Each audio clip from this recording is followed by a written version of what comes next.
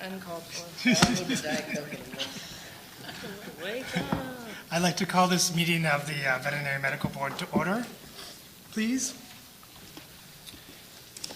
And we will start the meeting with a roll call. Dr. Nunez. Here. Dr. Waterhouse. Here. Dr. Nolan. Here. Dr. Sullivan. Here. Jennifer Laredo. Here. Kathy Bowler. Here. Lee Heller. Here. Judy Mancuso. Here. All right. We're having today's meeting at the beautiful Mission Inn next to the chapel. I asked legal counsel if I can conduct the meeting up at the pulpit today, but he mentioned something about separation of church and state, and so it wasn't going to happen. And yesterday, Dr. Pasco from UC Davis said that I should be wearing my vestments as I'm conducting the meeting. And for those who know me, know that I would be more than happy to wear vestments if they were provided, but they're not available today. Welcome to the members of the audience. If you'd like to introduce yourselves, now is your opportunity to do so. Nope.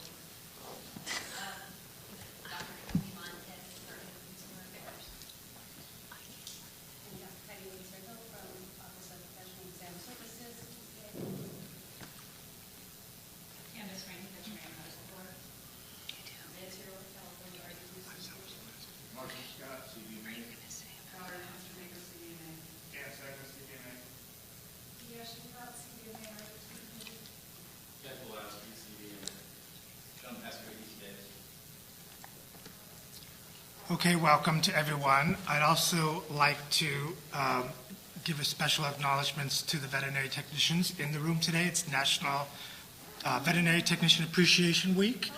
And we planned that. We did. We planned it. Yes, we did.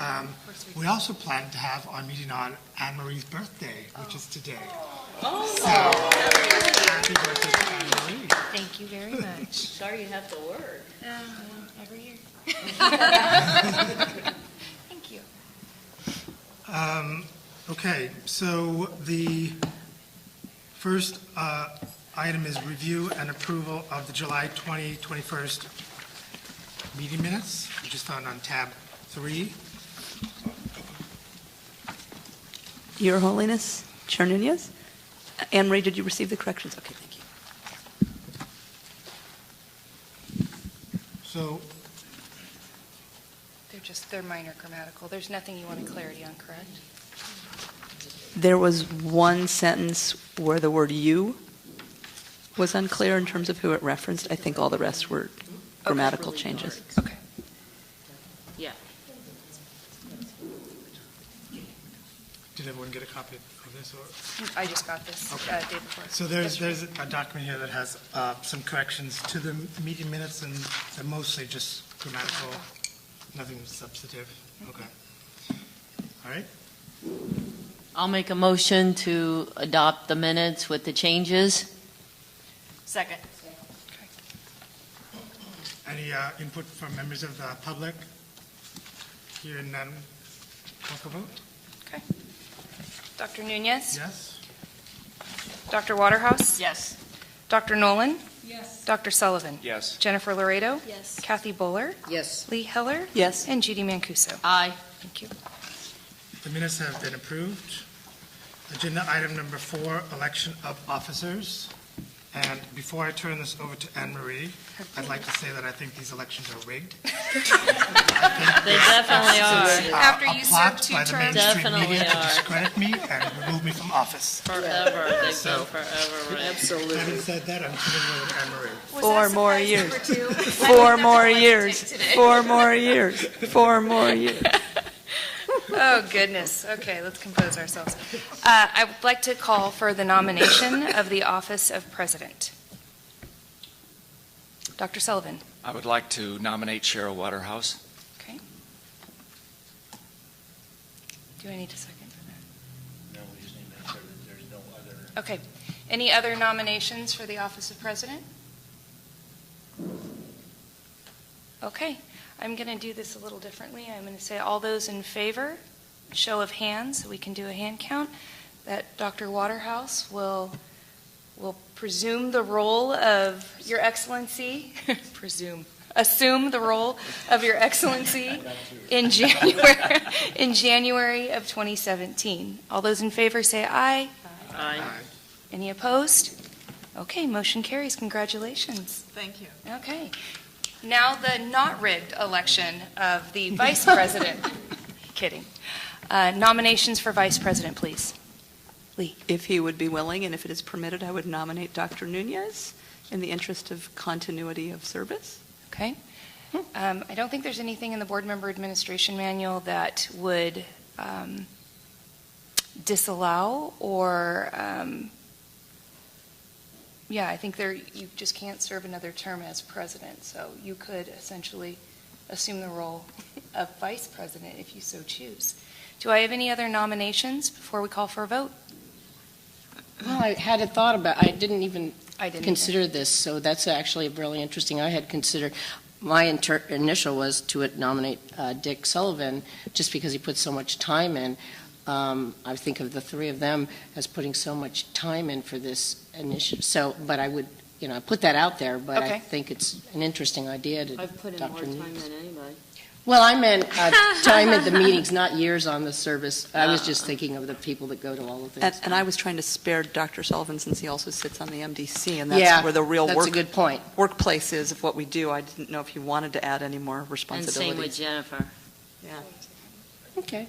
Well, do we need a second, or do we No, just what we need vote? to do is figure out, Dr. Nunez, if you're appointed, will you accept?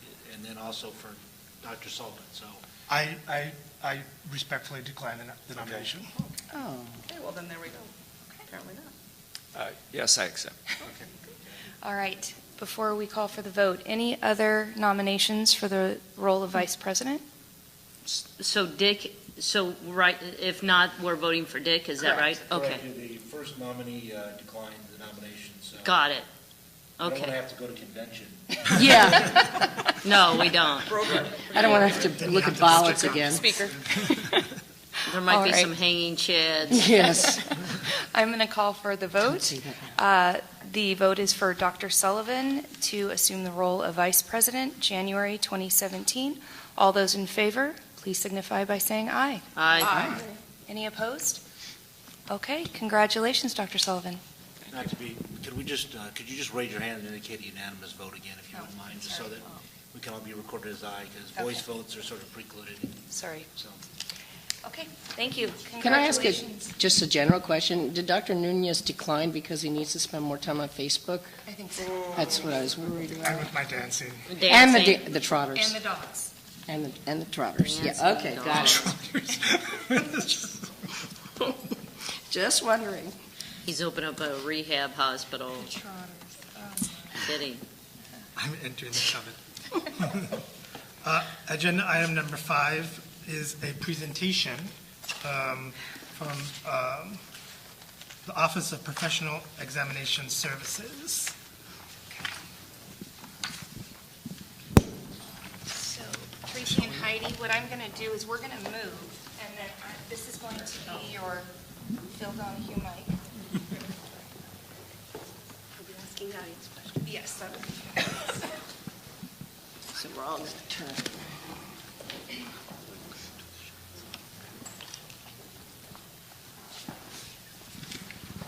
Something on there? Oh, okay, thank you. A little massage, a little to the left, please. Oh, should we sit? Yeah, maybe it's better if we sit.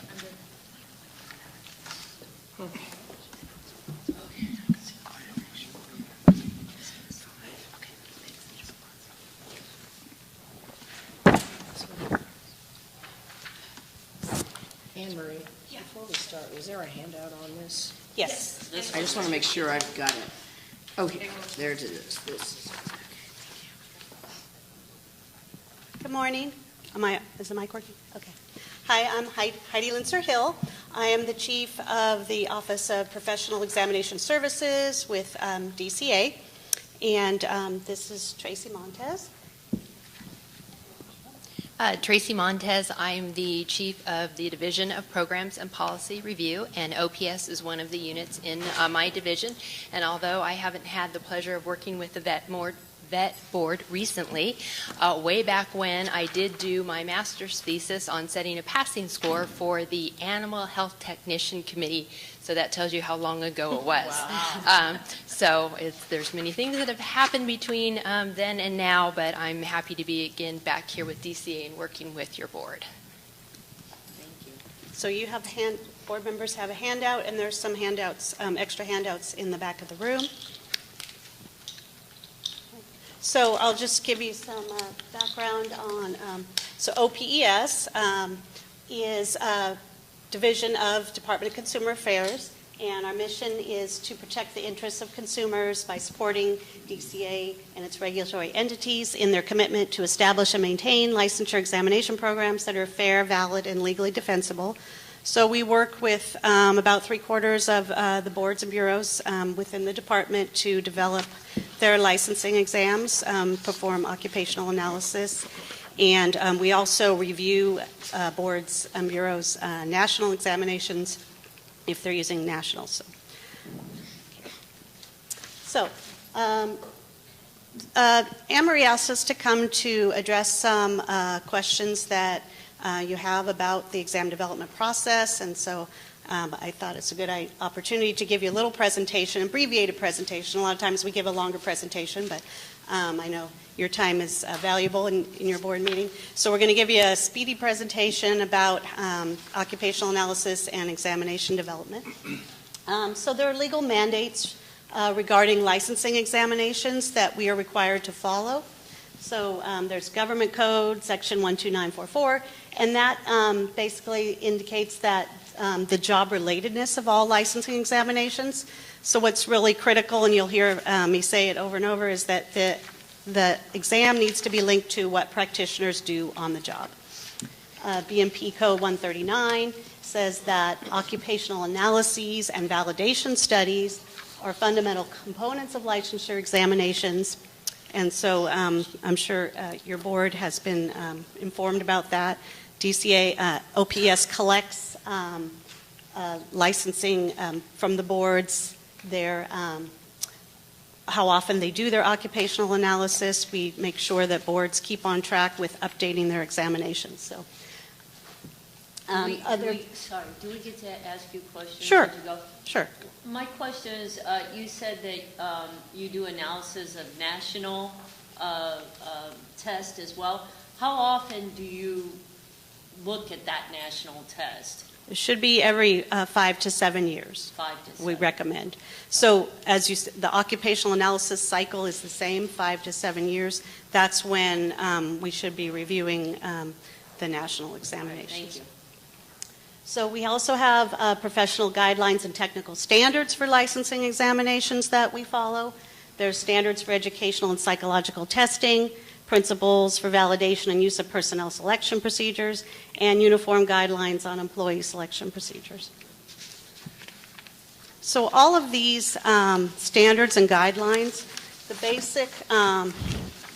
basic tenet that comes from those is that, one, an occupational analysis needs to be performed, as I said, and that's to demonstrate a link between what is done on the job and what is tested on the exam.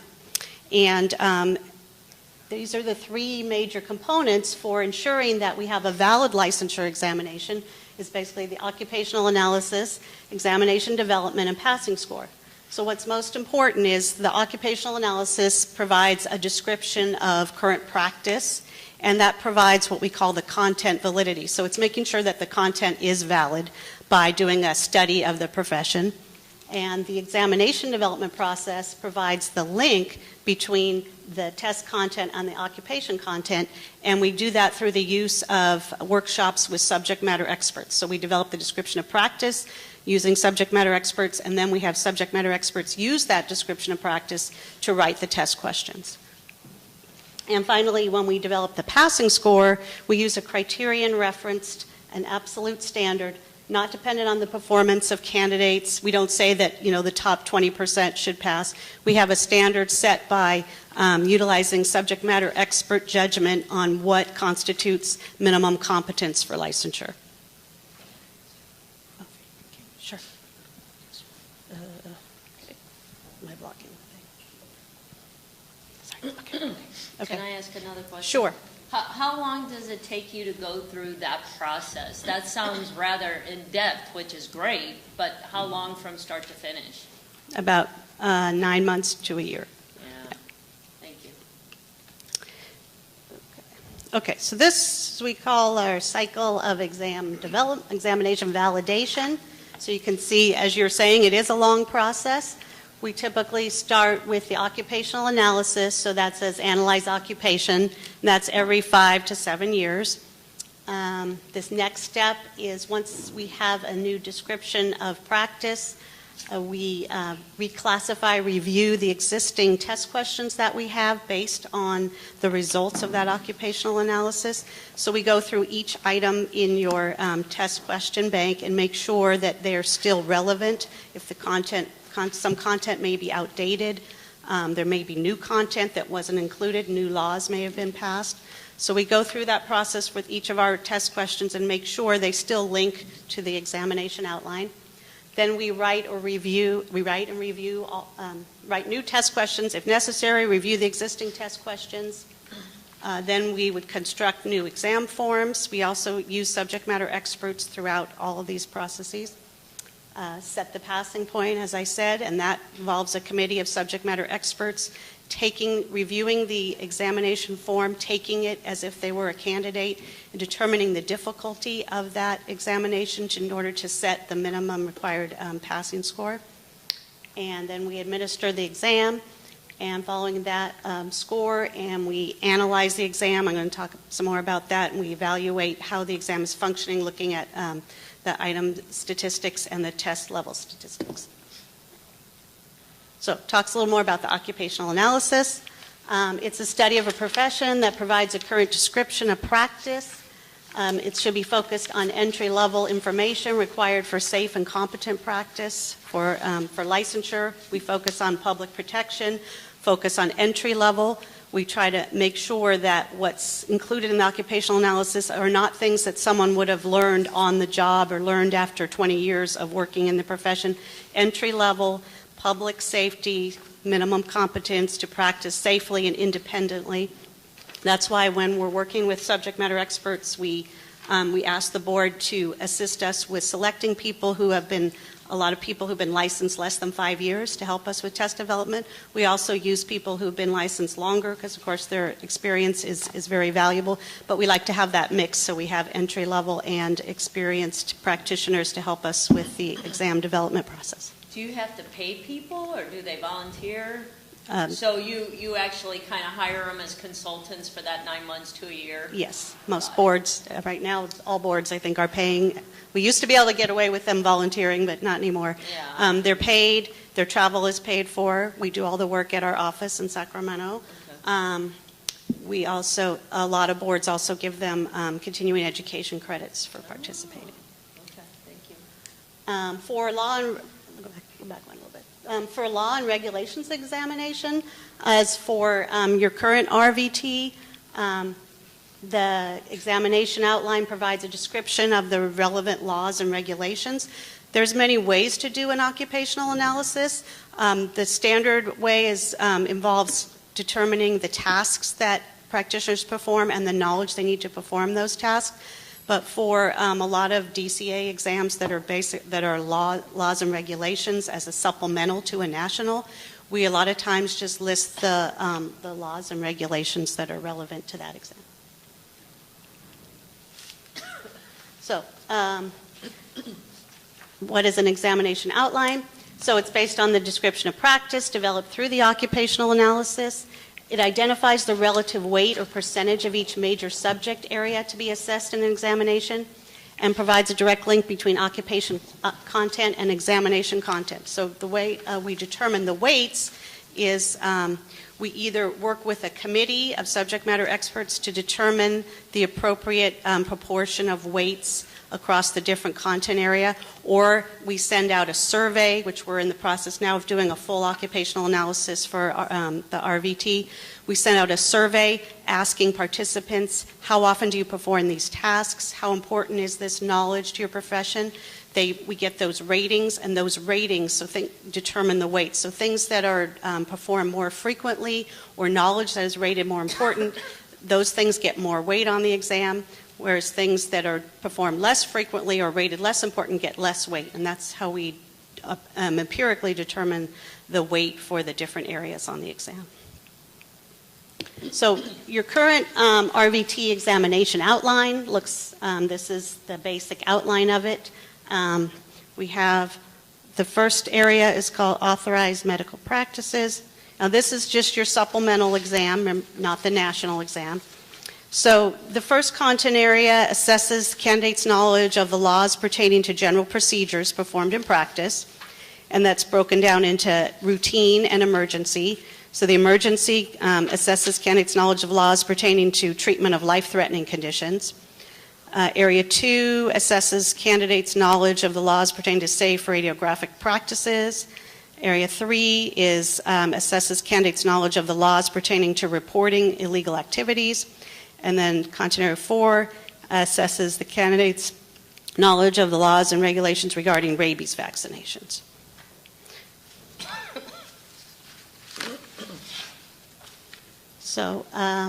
So as I talked about the workshops, we have the subject matter experts come in.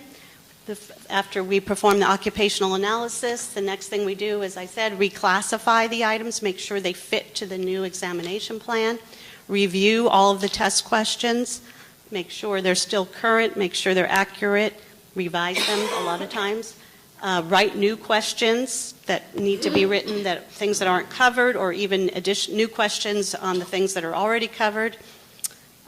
Then we have a different group of subject matter experts review the questions that were written by the first group. Then following that, we have an exam construction workshop.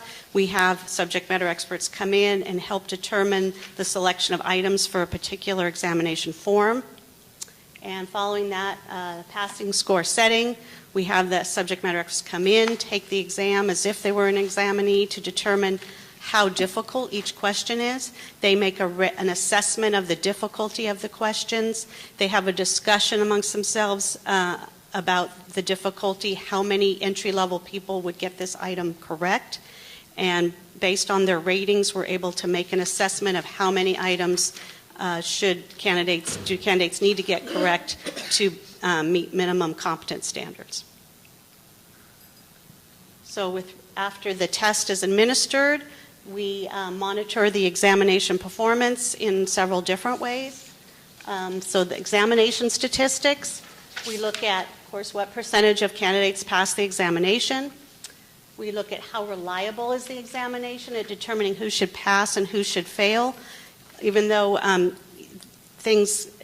when you take a measurement, we talk about reliability in terms of taking a measurement. So, if you were going to measure something, I used to work at Contractors Board, and I always say you learn something, measure twice, cut once. Maybe you've heard that before. So, measurement in testing world's a little bit different, but reliability means that if a candidate should take the test multiple times, they should get the same score. That's assuming they didn't study or do anything different. So that tells us how reliable the test is. But if you know that things go wrong, once you go to measure something, one time you think it's 2.5, next time you're like, no, it's 2.25. So there's some error that's involved in all kinds of measurement. So there is error involved in test reliability as well. If the exam room conditions are different between the two administrations, if the person doesn't understand the question fully one time versus another. So our whole goal when we're developing questions is to make sure they're accurate, they're clear, and we're always making improvements. Whenever the SMEs come, they say, you know what, that question could be confusing, even though other people looked at it, we've administered, they say, oh, yeah, I see that, it could be confusing. So we're always trying to clarify questions as much as possible, and that reduces that measurement error. Item statistics we look at, what percentage of candidates answered each item correctly, did the high-scoring candidates select the correct answer? We have a statistical analysis that we do that tells us how the high-scoring candidates did versus the low-scoring candidates. If the high-scoring candidates missed a particular item, that's an issue. There could be a problem with that. We expect the high-scoring candidates who got all the other items correct to get this particular item correct. So that's a red flag, and we would flag that item, bring it to a workshop, and evaluate if there's any issues with it. Did the low-scoring candidates select the response alternatives? The goal is for the distractors, the alternative answers, those are called distractors, are supposed to distract people who aren't qualified to practice, and so they may be distracted by one of the alternative answers. So we look at the statistics and see that if the low-scoring people are selecting the alternatives and the high-scoring people are selecting the key. And did candidates have comments on the item? During the test process, candidates are allowed to comment on particular items, and we do review those comments to identify if there's any issues with the items. So the roles and responsibilities of OPES in this process. We provide trained and experienced testing specialists. So all of our staff are trained in test development either on the job or through their education. Most of them have a master's degree in test and measurements or a related field. We maintain an independent and objective perspective on the development of licensure examinations. We work with all the different boards, and our goal is only to produce the most valid examinations that we can. We're not, since we don't work for a board, in particular, we don't have any biases about how many people should pass or anything else. Our only concern is producing the most valid examinations and ensuring the board's tests are legally defensible. We ensure that professional guidelines and technical standards are followed. And we also don't have to worry so much about money. With private organizations, they also have to worry about their bottom line of money. Boards do pay us through interagency agreements for our services, but they pay us just for our staff time. We don't have any overhead, of course. So. Make sure the roles and responsibilities of the licensees who participate. They serve as subject matter expert consultants. Their role is to ensure that the test items are written in the proper language that candidates would understand. Make sure they're clear, accurate, and properly referenced. They're not trick questions. We're not trying to trick people. We're trying to get it. As I said, the highest reliability means that the candidate understands the question, applies to current practice, measures comprehension, application, or analysis. We try to ensure that the questions are written at what we call a little bit deeper level, not just a recall question. And with law and regs, it's a little bit more difficult to get those higher level questions, but we try to do that to have a sort of scenario-based question that assesses these things, comprehension, application, and analysis. So also roles and responsibilities of the board to monitor and report changes in the profession, related laws and regulations. We need to make sure the test stays current with anything that's going on in your profession. Recruit and coordinate licensee participation in the workshops. Is there any questions at this point? Tracy's going to talk a little more specifically about your program, but go ahead. Well, if laws change every year, so you can't really wait 5 to 7 years to update that. So how do the tests get updated on an annual basis for the new laws? Well, we work with when necessary. We can look at a form and let's say if a law changes and there's a question on it, we can pull that form and fix that. Typically, we have ongoing workshops. Every 5 years we do the occupational analysis, but we typically have ongoing workshops to address any new laws and codes that take effect. The board lets us know this is going to take effect. We usually have a lot of notice, so we can make sure that we have a workshop to get that covered on the examination. Right, so you do some work between that 5 yes. to 7 year period. Yes. Okay, that makes sense. And when we're doing the statistics ongoing. Okay, thank you. I just had a question. I serve on the National Board of Veterinary Medical Examiners and representing this board and the AAVSB. And so they do all the similar work, same exact process for the NAVLE exam for vets, that all vets take, students prior to licensing. Do you share, we just did our practice analysis this year, the results aren't out till a couple more months. Do you guys coordinate in terms of, does California coordinate with that data to aggregate a bigger profile in? Obviously, that's all states and Canada, but it's the same practice analysis, same questions, the same, special writers and things like that. And I'm just wondering, since you do all the occupations and licenses, it sounds like you're starting from scratch on all these every time and continuing. Do you work with other boards and other groups to pull in additional information? We do start from scratch with our occupational analysis because it's specific for California practice. Absolutely, you have we do review the national as part of our research. Okay, so you get all that data. We do. That's what I wanted to confirm. We review that as part of the research, and it's very helpful to have that national perspective. So. Going back to how the examination performance is monitored, as an example, the pass rates for this exam in the past year have significantly fallen. How would that be handled, and what would be the time frame for that? We're going to talk about that. Tracy can talk about that. Yes? I know you said these are all legally defensible. How often have they been challenged, and what was the result?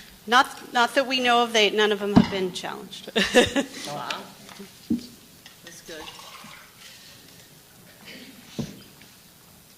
So our particular exams have not been challenged, but I know in the past some of the other professions' exams have been. And it's a fair question. So we talk about the occupational analysis and the validity to our examinations, and clearly, you folks are the experts in that. But I know Acupuncture Board and some other boards have had some challenges with their exams. How has that been handled? Well, we were not legally challenged, but just industry. Right. Industry challenges. Right, yes. Industry challenges, yeah. Yes, we've worked. You want to answer that? Yeah, so to be clear, legal challenges, we're not aware of any. We had a particular board challenged on their passing score. They used the national exam, and basically it was, well, we use a national, we don't have to worry about that. And no, you still have to, which is why it's very important that you do your audits, which I'm going to talk about shortly. But as far as industry challenges, stakeholders, groups like that, again, we pretty much give this kind of presentation, and we explained how, as Heidi went through all of those guidelines and standards and legal codes and so forth, one of the points that I always like to make is that what we do is not unique to consumer affairs or the state of California. These are the same guidelines and legal mandates, with the exception of BNP Code Section 139, that other states use, other entities, whether we're talking about a firefighter's exam in New York or a clerical exam in Kansas or veterinary and RVT here. Those are the same guidelines that the courts are going to look at. And they're going to say, did you do an occupational analysis? Do you have an exam plan? Are you using subject matter experts? And that's how you defend the process. I've had to work with the Board of BBS on an association's challenge that actually went into a legal forum. It wasn't the exam so much, but it was a decision based on the work that's done with an occupational analysis, and it held up. So I have had some judicial scrutiny before, but that's why your board should be very pleased that you are adhering to Section 139 and going through all of this, because this is the evidence that's going to substantiate any challenges, whether they're from industry or in a more formal legal setting. Thank you. Other questions? Okay, so again, Heidi went through a lot of material, and we know, again, this is a lot to absorb. We're always happy to come back and talk about either some specific components of this or to go through the whole cycle. A couple of things, again, to just kind of clarify. The occupational analysis, again, is about every 3 to 7 years. The magic number is 5, and this comes from our uniform federal guidelines. If you have a profession that changes dramatically, you're going to want to do your occupational analysis more frequently, or again, that 5 to 7 range if it's a relatively stable profession. But again, between that time or during that time, you're doing exam development workshops. And so, again, subject matter experts are constantly looking at these items. And again, it's not a test or a form really that we're building. We're just adding to your item bank. You know, you have a very valuable commodity of items in a bank that we draw from. And at any point in time that staff says, hey, a law is passed, or our staff at OPS are monitoring it, we go right to the bank. We go to the forms. We're always monitoring the process to make sure that not only can we defend the exam, but that it's fair to candidates. And that's another piece that I like to emphasize. Our guidelines also talk about transparency and fairness. That's also important. Again, going back to not writing trick questions. If you're competent and you deserve to practice, then you should be able to sit down, take that exam, walk out and go, yeah, that was fair. That's what I would do on the job, and I feel like that was a fair assessment. So, going up to where we are, some history here. Your occupational analysis was done in 2004, your initial one. And although if it's a new profession, we start from scratch, but often we'll just kind of build from prior ones. So we had one in 2004, then we did the audit in 2010 of the national, and that's when we got the data basically showing that there was a need for a California laws and regs exam. Again, very important. You've done a study that gives you justification to have this extra hurdle, because as we know, we don't want to have artificial barriers to licensure. So you've got this data now that shows that.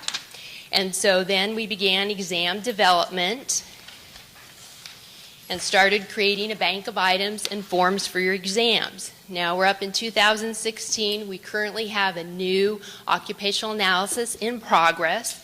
And then after that, we'll have a new audit. And again, a very important thing to do. It becomes more refined, more efficient as we continue doing these projects, because you have that relationship and there's, again, exchange of data. You're building from prior analyses and so forth. So again, you're on schedule in terms of how this process is playing out. Any questions about what's happening now on the occupational analysis, and then I'll go into the passing rate discussion. Mm-hmm.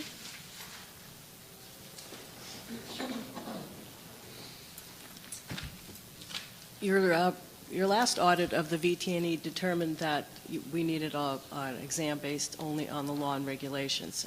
Initially, the RVT committee had intended that the exam would include content,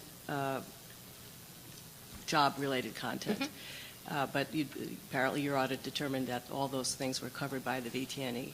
Assuming that this current audit shows something's missing mm-hmm. From the test plan of the VT&E, would then the California exam be converted from a law exam into one with job-related content? We would bring that to the board. If we found that there was some components, content missing, then yes, that would be part of our recommendation to the board. And again, that's happened, for example, with the Board of Psychology.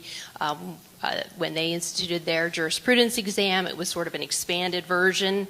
It went back to law and ethics, and then it went back out again, and so it's kind of cycled over the years. But yes, we would make that recommendation if we saw a deficiency. But again, we would have to have strong evidence, because we'd be saying you're going to need to expand that exam, more questions, more time, more burden to candidates. Is that a public safety issue, that content piece? Okay. Mm-hmm. And there is in the workshops, there's a workshop where we do an actual linkage, where they're looking at the exam outlines and the occupational analysis process. And again, Heidi's staff would do that. So it's not just one of us sitting in a room looking at some data, but it's actually a meeting, there's training involved, and an analysis of that. Sorry. Oh, you want to go ahead. Yeah, go ahead, Jennifer. Me first. I see that the target completion date for the analysis is December. What would be the time frame in giving us the results of that? That's a Heidi question. December, the report is supposed to be ready. So I believe the report is going to be ready in December, and then it will take us time to do the process of reclassifying the items and developing a new examination based on the new occupational analysis. So that doesn't mean the new exam would come out then. That just means the report is done. Then we would move forward with updating the exam based on that. And the report would be made available then in December? Yes. Tracy, can you talk about the survey results that we got from the RVT profession in relationship to the most recent occupational analysis? I believe they were much higher than what we typically expect. The response rate was much higher than what we typically expect, and I give the RVT community credit where credit's due. I think, what do you typically expect, a 10 to 15% response rate? Oh.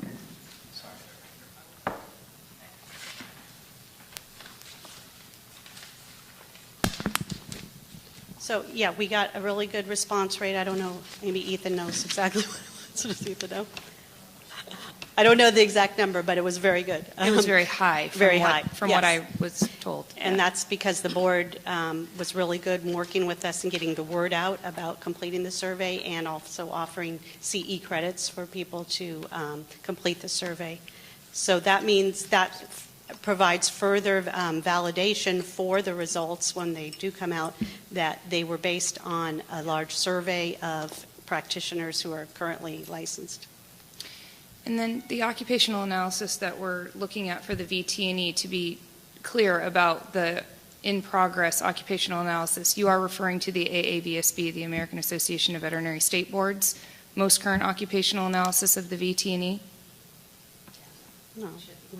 No, I'm talking about ours. Wait. Oh, you mean the audit? You're talking about the audit. Right, but yes. The VT&E is actually, there's an occupational analysis, I believe it's ongoing at this point, with the American Association of Veterinary State Boards.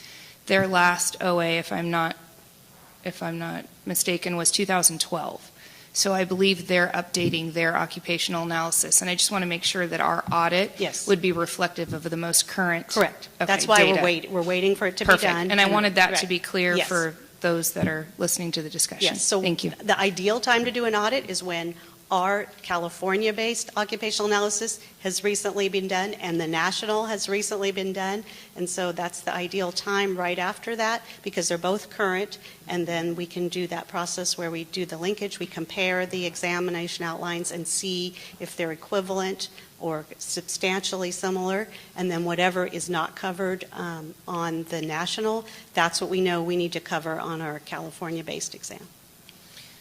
So you said that the report is ready in December, and then if you have to tweak the exam because you find some questions are tricky or whatever it is, that why you would change it, then what is usually the time period to make those adjustments, and what's the process, and who approves that in the end? How does that part work? Well, once the report is done, then we start that process, the reclassify review process. Is that what it, reclassify review? Right, so we'll review all of the test questions against the new plan, see if they still fit or if we need new test questions. It depends. I can't tell you how long. It could take 6 months to a year. Seems like it would be a whole nother year. That's what I was thinking, actually, yeah. But you're still going to have forms out there. The testing doesn't stop. Right. No, I understand. But there would be a period of time where we would come to the board with the recommendations, for example, if we were going to expand the content. And so your board would say, okay, yes, we agree with that. Then there would be the notification. And then in the exam workshops, they would be writing items to then go in that direction. So there could be, a time period in which the new content outline is implemented, but you're still going to be testing.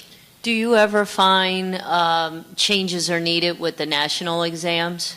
Are those usually, since I guess the national organizations, like Kathy was saying, they have folks like you that are keeping them updated. So have you ever analyzed one and went, uh-oh, we're in trouble with this, or is it always just okay because somebody else is taking care of it? Does that make sense? You mean with the national Yes. exam? Yes. You mean if we're not comfortable Yes. with them? Yes, we've had that happen. We had that happen with the Board of Behavioral Sciences. We recommended that they pull away from the Association of Social Work Boards, and that was done quite some time. It took about, 15 years or so Wow. to get Wow. them back. Because, again, we take very seriously our standards here in That's California. good. I'm glad Yeah. to hear that. Yeah. Thank you. So, That's great. other questions? Okay, I'll go into the passing rate information. It was brought to my attention that there's been questions about the fluctuating passing rate.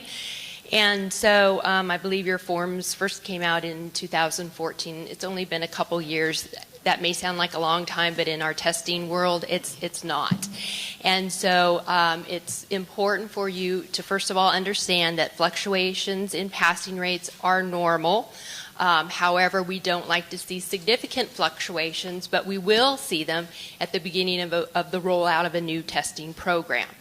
And, go back to 2014, you have candidates. This is a new exam for them. They've got materials. Different information is being provided. It's new, so usually your passing rates are very low. Over time, as they become familiar with the format and the material, and in some cases there's prep schools, some are better than others, and they get involved in coaching candidates, we'll start seeing the passing rate go up. And typically, we have kind of an expectation of our ceiling. Again, just in general, because these are licensing exams, we don't have any, again, gatekeeping that's done, but we have expectations. And so it'll tend to go up, and then again, at some point when new forms are put out, or if there's changes in codes, things like that, you'll see it drop. And then again, over time, it should start leveling off. And so what we've seen with your program, it was very low. It was, I think, in the 50s, and then it shot up to the 90s. Wow. And then it's back down now. And so what we expect is that it should be going up, maybe 70s, 80s, and then hover around there and kind of plateau. Again, that's just based upon our experience with testing programs, law and ethics exams. And you're going to go, well, why are we doing this? Well, again, it's because candidates get familiar with materials, and then there's new material, there's new codes. Also, it was brought to my attention, too, that your exam plan was not initially online, and then it was placed online. So again, candidates had more information. So that all feeds into the process, and it's just part of the growing pains with a new exam program. But again, what we try to do is monitor those item statistics and make sure that candidates aren't being impacted in a negative manner. So even though your passing rate's 50%, our reliability on the exam, the statistics were very consistent. High scores were getting the questions correctly, low scores. So it's maybe unsettling, but from our perspective, again, we can defend it. We know the reasons. And then again, over time it shot up. We're still watching the exam. It's going down, but as Heidi shared with me, I think it's starting to kind of go up a little bit. So my point of all this is just to let you know it's normal, but clearly in the next year or so, we should start seeing things level out. They've got the exam plan. They know what kind of questions to expect. There might be a little hiccup when your new forms go on, but it shouldn't be quite as extreme. Again, a range, maybe a 10% range, but we don't like to see 20% ranges. Don't know if that helps you, but again, I just want to commend your board for being very active and participating in the exam development process and being, asking good questions, because again, we're here to show how transparent things are, and obviously we can't talk about content of test items, things like that, because it affects the integrity of the test, but we're certainly always willing to share as much as we can, and we encourage your board to do that too with the candidates. Questions? If you see that one specific question is always scoring very low, you throw that one out? It depends. Sometimes there's the assumption that if you've got a very hard question, maybe only 30% of the candidates get it correct. And okay, so we're going to toss it. Not necessarily. What we do is we take it to the subject matter experts.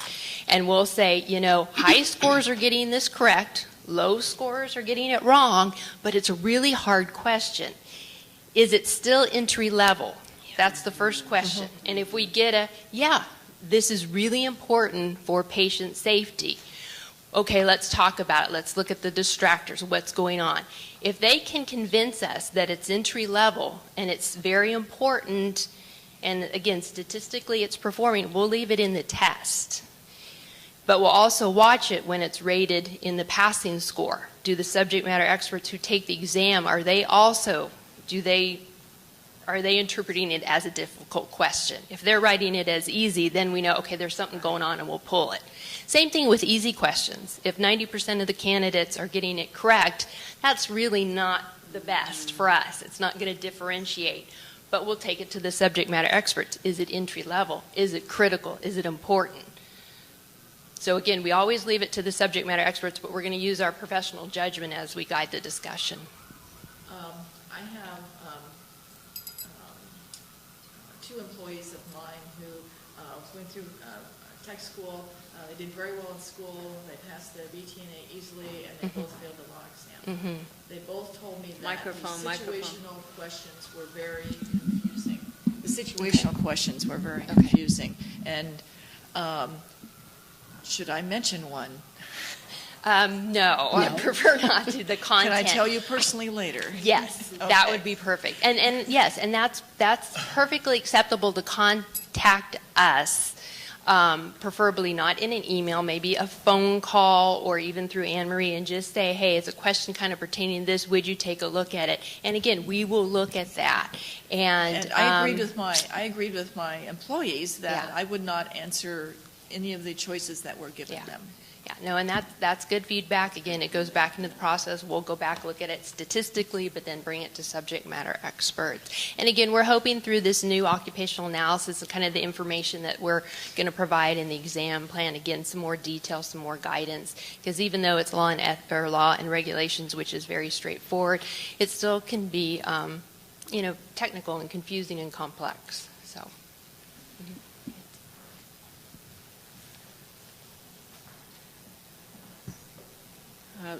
Our association received an inquiry from a candidate who felt that there was a question on the exam that was not related to the test plan. And I'm wondering what the process is for dealing with issues like that.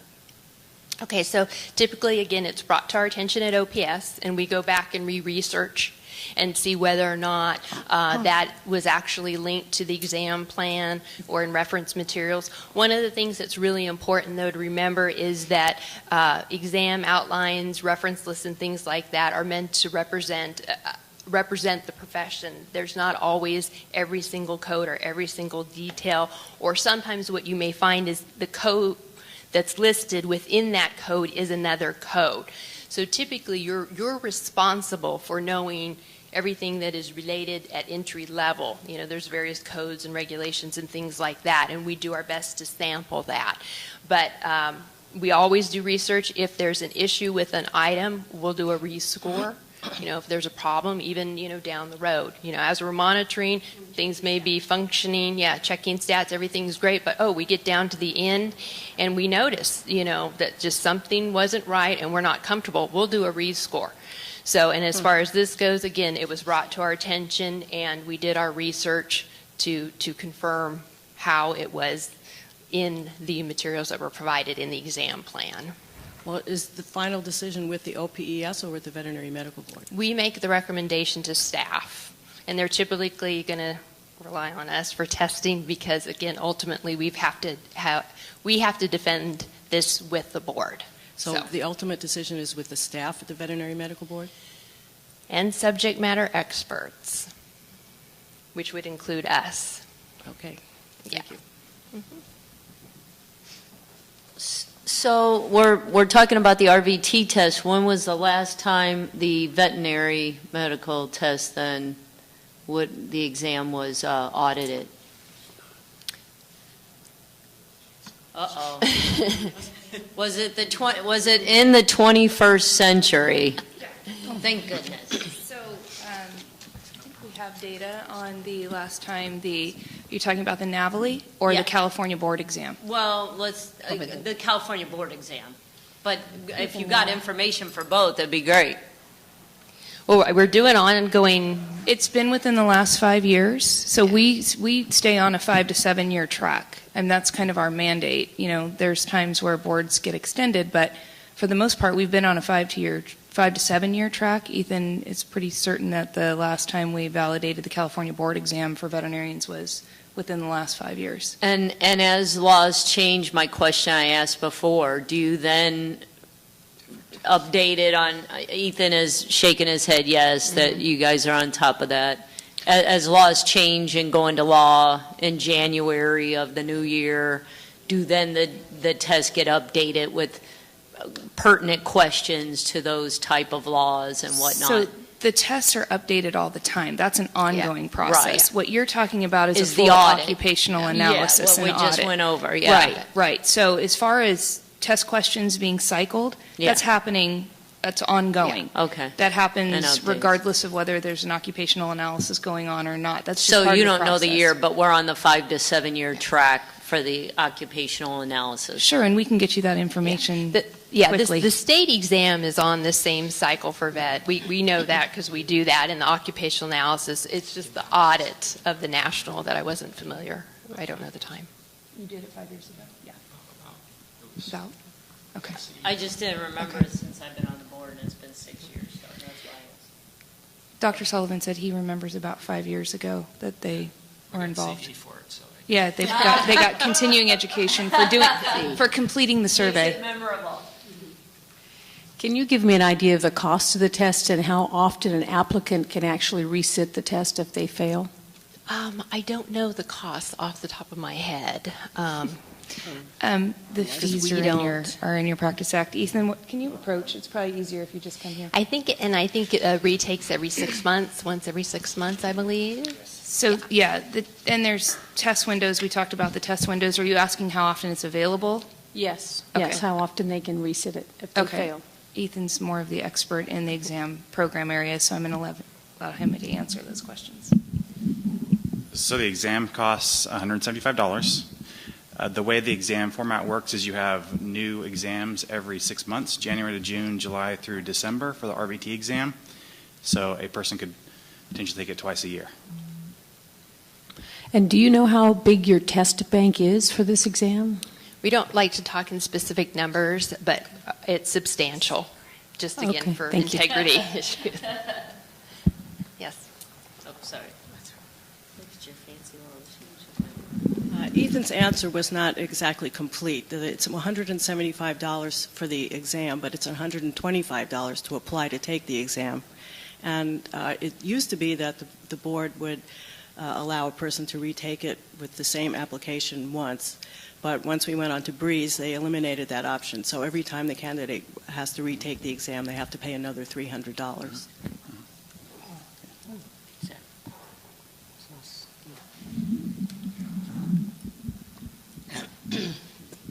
And I just, want to go back real quick on the decisions about the testing process and so forth. I want to, again, be real clear is our job is to really buffer the board, and we do that for conflict of interest reasons. We want to protect you from the exam content, and so that's why we ask you to trust us, OPS, and the board staff in doing the process. We also work with legal when we need it to. We have a very close relationship.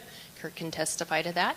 And so again, we're going to be as transparent as we can, but we're going to encourage you to trust us so that you are protected as a board. And we encourage that with all of our boards that we work with, and sometimes there are some very confidential matters, and we're happy to discuss that in closed session, because there are certain things that are appropriate for closed versus open. And again, that's because we have to protect the integrity of the testing process. Other questions? Does this complete the PowerPoint? Okay, there's a couple of things that I think it's important that we highlight here today. First and foremost, with the RVT California exam, we, in some ways, are a little remiss in referring to it as just a laws and regs exam, because it's not just that. So there's some very specific job tasks in California that are unique, that are covered in this exam, that are outlined in your laws and regs. So the California exam covers the specific job tasks for RVTs in California that is not covered on the VT&E. As a kind of transitionary overview from only requiring the California exam, which was a different exam before we required the VT&E, we did a fairly detailed test plan, if you will, that was posted on the website. And it provided some guidance for applicants because this was a major transition in terms of entry-level requirements for RVTs. Unfortunately, what we learned in working with OPES, and OPES was, a little, they weren't totally comfortable with us putting this detailed test plan on the website because first and foremost, you want the test to be a test. You want it to make sure it's measuring entry-level competence. Also, it may be a bit misleading. So if an applicant goes and looks on the website and pulls down the test plan, are they to believe that then everything on that exam is covered in that test plan? And if that were in fact the case, why are we testing them at all? Right. So, we want to make sure that we provide some level of overview of what's on the exam so people can study for it, understand what they're going to be tested on. But it is not going to be a layered specific outline of everything that's going to be covered in the test. Because that would then, in some ways, we would have a validity problem, I think, if we were giving away the entire test plan. That's why it's, the blueprint of the exam and so many other things that Tracy and Heidi talked about today are confidential in nature. So I want to make that clear. The other piece to this, when we talk about challenges to the exam, there is an appeals process for an applicant who fails the exam and believes that the exam was not valid or did not test them on entry-level practice questions for California. And that appeals process starts with, yes, board staff, they write a letter, we then send that over to OPES. OPES evaluates the appeal. There's certain appeal criteria that has to be met. And then they recommend to us, this is what we found in our research. Our recommendation is that we communicate with this particular applicant that this was covered on the test exam, or perhaps we do have a test question issue and we'll rescore the exam and we need to communicate that to the applicant. Legal counsel does get involved in those appeals. So legal counsel is also considered staff. So I want to make certain that everybody's aware. Ethan and I don't sit in our office and just say, we want this to go away, and so off we go and on to the next candidate. It's a very rigorous process that we go through to ensure that those appeals are given the full analysis it deserves, both with OPES and with legal counsel. They are confidential, and, in recent past, we had some of those appeals going to associations, going to other folks outside the exam staff. That's extremely problematic because it compromises the security and the integrity of our exam. And once that happens, we have to start all over. So those test questions, those test formats that are currently in circulation have to be removed. We have to go back and redevelop new test plans, new test questions, and it's extremely expensive. Not only that, it really does, affect the validity and the integrity, as I mentioned, of the exam. So I want to make sure that even when your employees are talking to you about exam questions and test format, we need to make sure as board members and as members of this body that we are not encouraging those discussions. If they have a problem, an appeal, an issue with the exam, it needs to come to staff so we can get it to OPES, but we need to make sure that we are policing exam security all the time. And that's as board members, as staff, as members of associations. We shouldn't be sharing that information. So I just want to make sure that everybody's aware that this is a confidential process for a reason. That's good. Thank you. Can I add something a little bit? Just from my work in the last year with the National Board of Vet Examiners, the NAVLE, I feel as a consumer much reassured about the money and seeing the OPES duplicate activity as a consumer on these licensing, from these licensing professions, the money, the resources, the staff, the expertise, totally the attention to security is over the top. I mean, the depth of what they go through to create these tests is really terrific. And to make them psychometrically sound and absolutely fair, the questions are written and reviewed 1,000,000 times. And it is true, even from the board, even from the experts that work on these questions, the security is absolute because, again, they can't have any breach. They take well, I would say as highly as the Pentagon, but hopefully but in terms of everything, because of the protection of the test questions and any actual validity challenges later on. So I know even from those people, they have to leave the material in the room, they can't take it with them. It's very, very, but I'm constantly impressed about the way they try and formulate questions to match practice and entry level experience, and I feel like people that pass those tests are, they're fairly treated and they're qualified, which I'm really excited to see that California, and frankly, after the AAVSB meeting, California, we should do a shout out to, has so much higher standards. There's so many higher standards on so many levels, probably on all of our boards, but particularly for veterinarians when you're thinking of the animals. Do you think that maybe WikiLeaks could get to the exam questions? Possibly, but now that they've got the power cut to the embassy in Ecuador, perhaps not. But anyway, they are very, very, very, very paranoid about that, which is good. Thank you. I am very concerned about what I just heard about the test plan, that the Veterinary Medical Board published the test plan for the RVT exam. Based on the test plan that was published, the California RVT Association produced a study guide based on that test plan. And we handed a copy of the study guide to the Veterinary Medical Board for their agreement that it was accurate. I asked that if there were any changes to be made in the test plan that we be informed so that we would not be misinforming candidates. We have not heard anything about the test plan being changed or that any alterations in the information provided to the candidates. So the candidates are still getting a study guide that contains the information that was originally published. I now hear that things have changed, and we're now misinforming the candidates, which may be responsible for the low test scores that we have now because people are studying the wrong information. I'm mystified as how this happened without us being informed.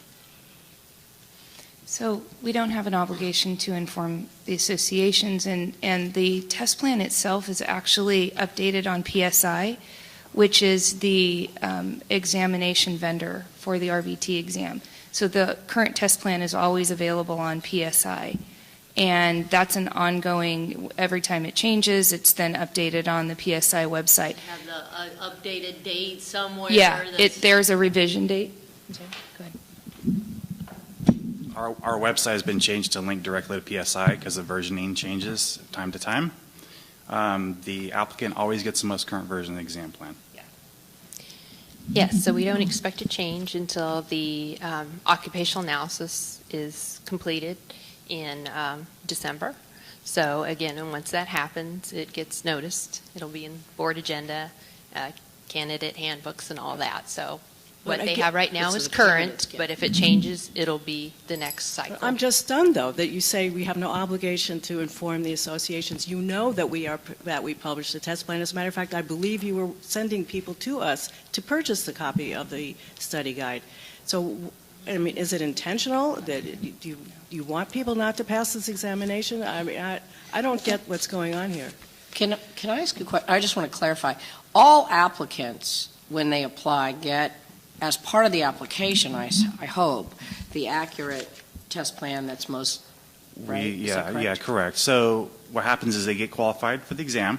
We send them a letter in the mail to the address of record, and from there, their record goes electronically to the vendor. The vendor sends a hard copy, basically it's called a candidate information bulletin. It contains all manner of information about, scheduling your exam, including the exam plan itself. So that's sent directly to them. And that's relevant to the actual exam, the person is The going to most be current testing? version, and they get it within Okay. a week Okay. from when they're qualified. Thank you. And I'm just going to, as a general reminder, gentle reminder, I should say too, and I say this quite often to my boards and bureaus, is your job is consumer protection, number one. As far as working with candidates for licensure, you do what you can to help them ensure that the path to licensure is clear, but you don't have an obligation to coach them or hold their hand.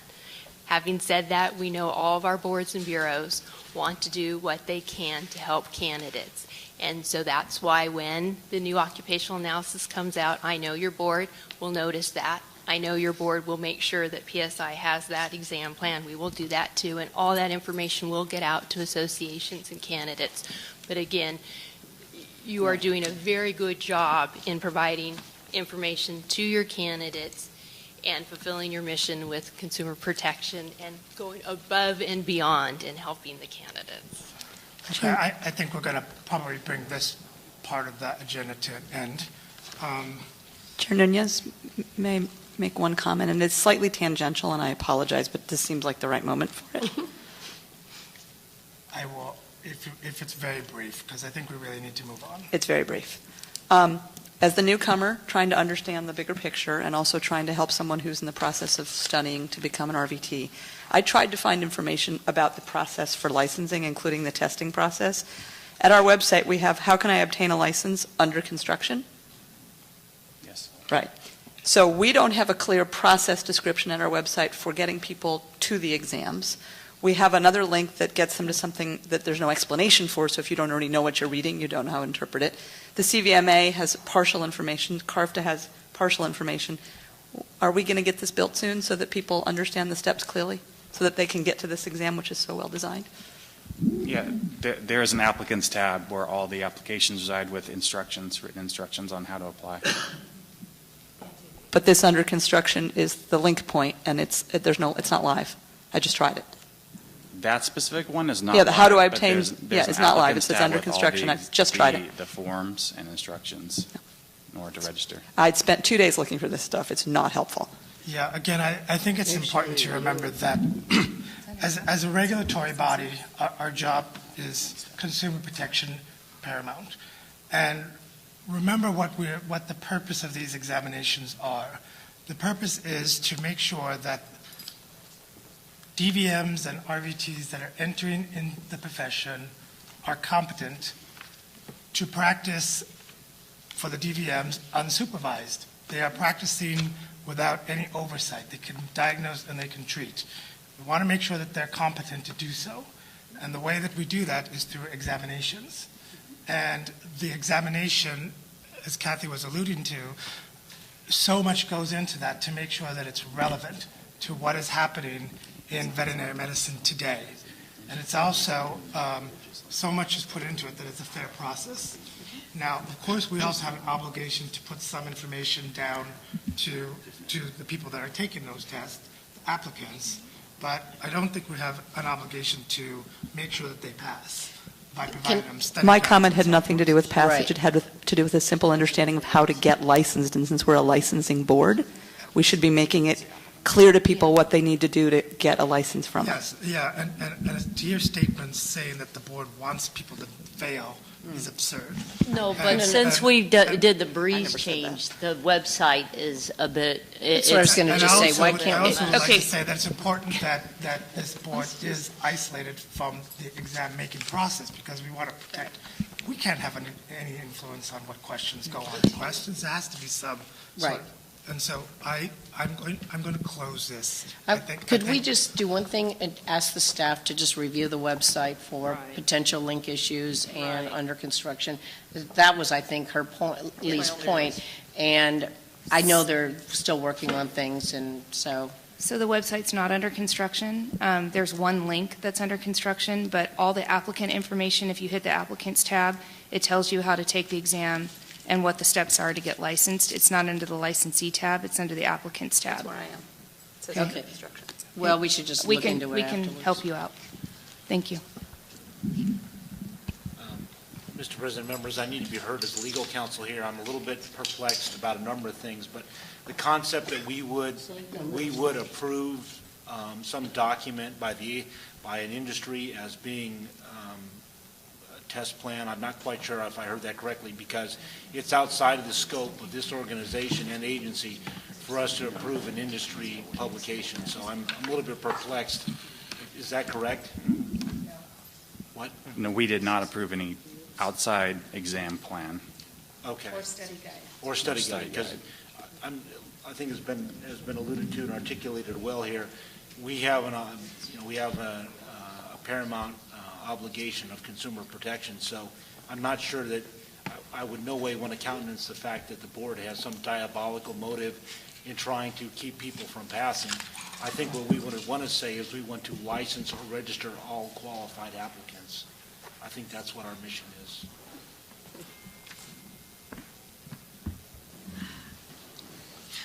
All right, we're going to take a 15-minute break right now. Yay. 15? So it's 10:16, so like, Yeah. 10:30.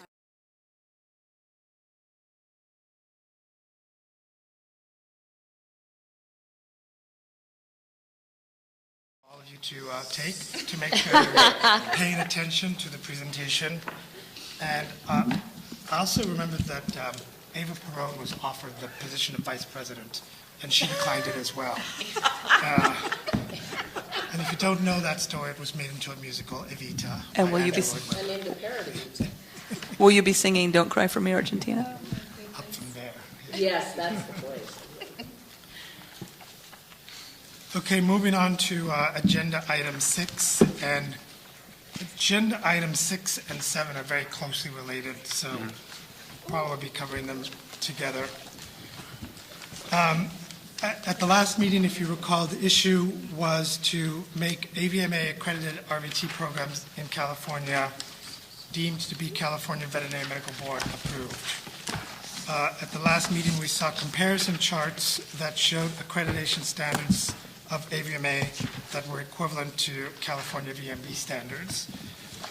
The board directed legal counsel to research possible amendments to California Code of Regulations, CCR Section 2064, to make AVMA accredited programs exempt from VMB requirements for approval, but not completely removing VMB oversight, inspection, and disapproval rights.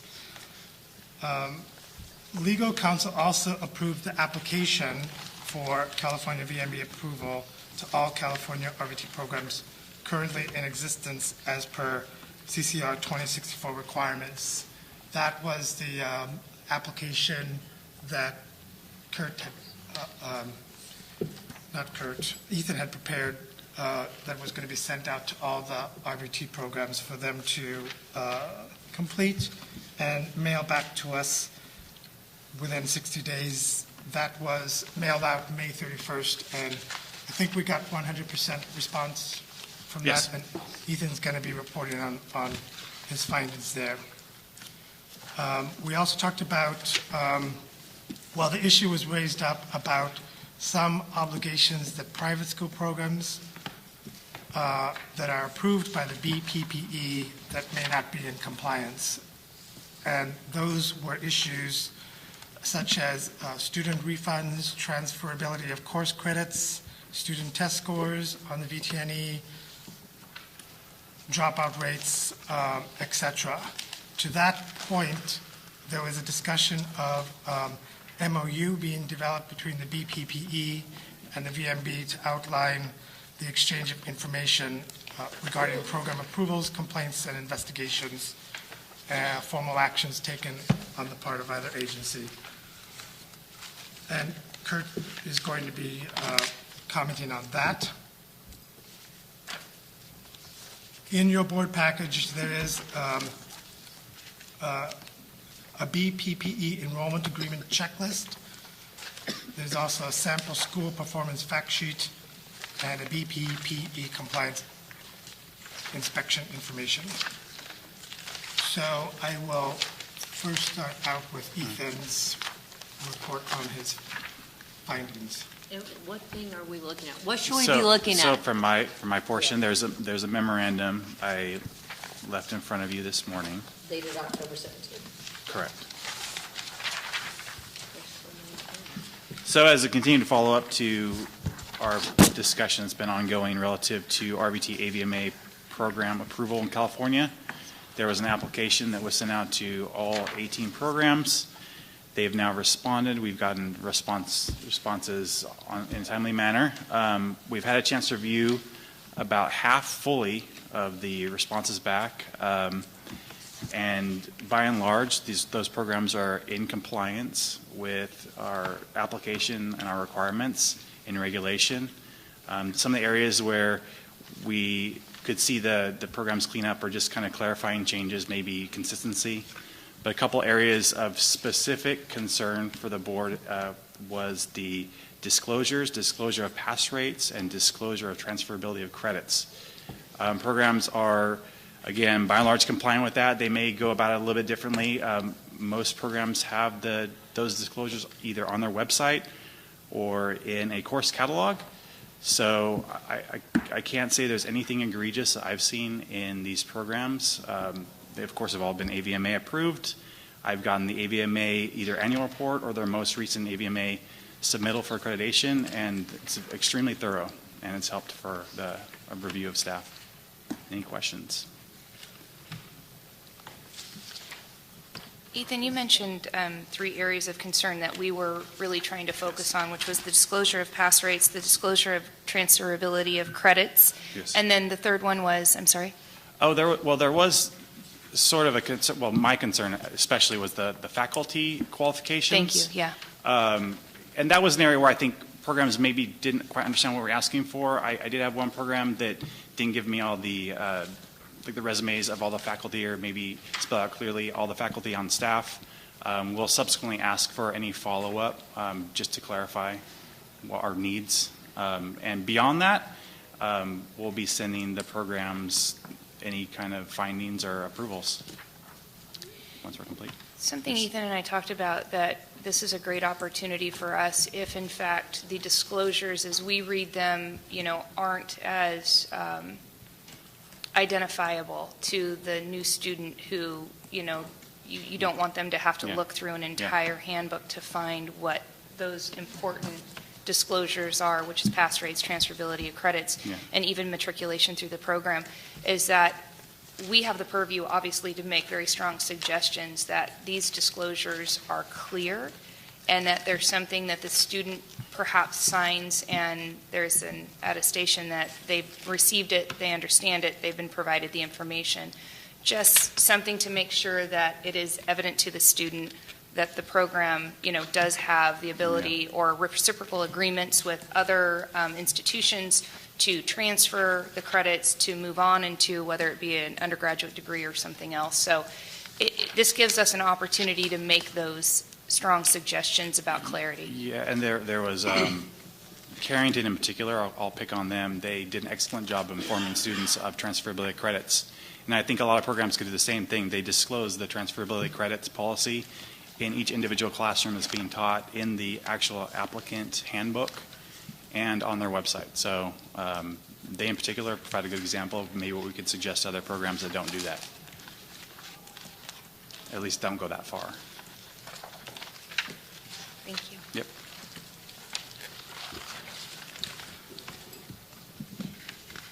So, again, this was our application that was sent out to the RVT programs, and what Ethan had just reported is that it seems that all of the programs that were in compliance with a lot of the checkpoints that AVMA accreditation says they are in compliance with.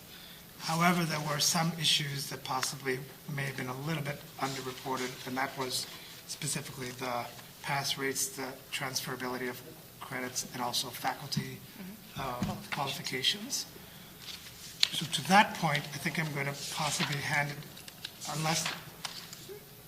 going to hand it over to legal counsel in regards to the BPPE in their catalog checklist in particular, it does talk about how the students are provided with information on pass rates. Specifically, item 16, that's on page 4, talks about an articulation or transfer agreement with other colleges or universities. So the student would look for that agreement made with the program that they've entered to ensure that the courses they take are transferable to other colleges.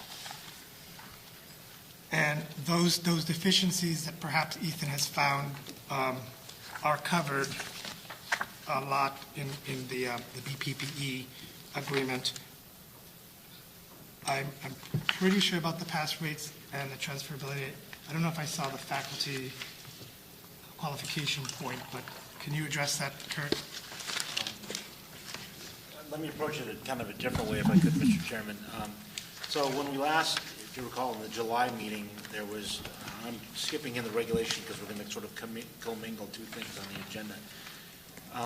The board had noticed the possibility of amending the regulations to essentially rely on the approval by another agency rather than relying on BPE doing it. And there was concern, as you've heard me say hundreds of times, that consumer protection is our primary obligation. There was a concern that there would be somehow some relinquishing of authority and that there would be some diminution of consumer protection. Consumer protection being the applicant or the potential enrollee, because they would not be relying on board approval. And so if you recall at that meeting, I was running back and forth between the HQ1 and HQ2, holding various documents of the... And I think it was 95 degrees. It was 95 degrees, and I got my 20,000 steps in that way. And I think what had happened post that meeting, I think, Anne Marie, I'll throw it back to you slightly. You actually had met with BPP, and I think they had explained to you how this works. And I draw your attention to essentially the July 5th memo in your packets that talks about what, this is on page 2, the second page of the memo, talks about what the prospective student gets informed of before they enroll. So this is under issue update. It says the enrollment agreement shall include the specific required statements. And this is prior to signing the screen, you will be given a catalog. I certify that I have received this catalog, the student performance fact sheet, and therein those documents, the prospective student gets told or informed about the transferability, my cohort rate, and all that sort of stuff. So the question that I'm trying to answer is there a diminution of consumer protection? Again, I'm not going to comment about whether the board wants to go there or not. As an attorney looking in there, it seems logical, since the private institution has to secure a BPP approval, it seems logical to me that given, now the board, neither this board nor BPP acts as a guarantor of your education. Because if you don't go to class or whatever, you're probably not going to graduate. But at least you know the transferability, your cohort rates, all that sort of stuff going in, so you know what you're signing up for. And I think that's the fundamental disclosure required that BPE stands for. So the question for this board is, given everything that you see here, given the enrollment agreement, which is everything that gets told to the prospective student, is there a diminution of consumer protection just relying on the outside agency's approval, so that we would deem them approved because they're accredited? I would answer that question in my mind in the no, there's no appreciable loss of consumer protection. But again, I don't have a vote on this board because I'm not a board member. So there was also reference made to an MOU, a memorandum of understanding or agreement between the board and BPPE. Those are under construction. They have been executed by other boards and bureaus than DCA, namely cosmetology and a few others. And basically, it's just a sharing information. Hey, we got a complaint. This is something you should be aware of. Hey, this possibly is not in compliance. We share information as well. Like I said, still under construction. The legislature has welcomed those sorts of agreements. because they show little sister-to-sister state agency comedy within the department. So we are trying to execute that as quickly as possible. And I don't know, Mr. Chairman, if you want me to continue to ramble on about things, but I can if you wish, but if not, I'll just fade into the sunset here. I always love to hear you ramble. He's a rambling man. So, at this point, are there any questions from the board in regards to Ethan's finding and Kurt's findings in regards to the BPE programs or the survey that we sent out, yes? Application? I just wanted to confirm, Kurt asked, is there a term certain or anything on the MOE? MOU. Ms. Buller, we're trying, I know you have to go through a number of things. Right, so there's a council dedicated to BPP in our office, and there's me, and I'm dedicated, theoretically not, to the Veterinary Medical Board, so it's just a kind of thing getting this time. Okay. BPV has a certain amount of other priorities, not that we're not a priority, but there's a loss of accreditation about one federal accreditor at a national level that has huge implications. You know about ITT as well. That's occupying a little bit of their time, but we are committed to making this happen. I don't have an exact date just yet. Okay, thank you. Okay. And I'm going to allow the public a chance to chime in a moment, but at this point, what I assume we would like to do is for the board to direct staff and legal counsel to continue the process to change CCR to allow AVMA accredited programs to be deemed California approved. In addition, we are going to ask legal counsel and staff to continue to work on the MOU between the BPPE, but I think it might be helpful for the board to give a little bit more specific direction on what we would like to be included in that MOU. And to this point, I feel that the board should be mostly concerned about compliance issues and complaints that these programs have. Other issues like pass rates and transferability of course credits, job placement statistics, and so forth seem to be readily available, and I don't think that that is as much the charge of this board to ensure that that's being done. One last thing I'd like to point out, Anne Marie pointed that item 25 of the catalog talks about faculty qualifications. So students are also provided with faculty qualification information, so that all seems to be covered. So I guess perhaps that could be two motions or one motion to approve the process. Chair Nunes, may I ask a question?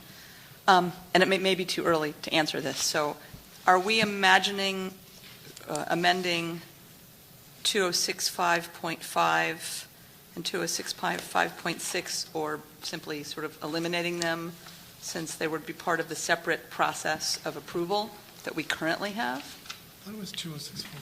I'm just looking at what's in my... Yeah, that's the alternate route stuff, I believe. No, school or deprogram seeking board approval shall submit an application. Right, those are so the non-AVMA programs would still have to comply with all of those requirements, so we wouldn't be amending those requirements. Okay. So only 2064 is what we're looking at.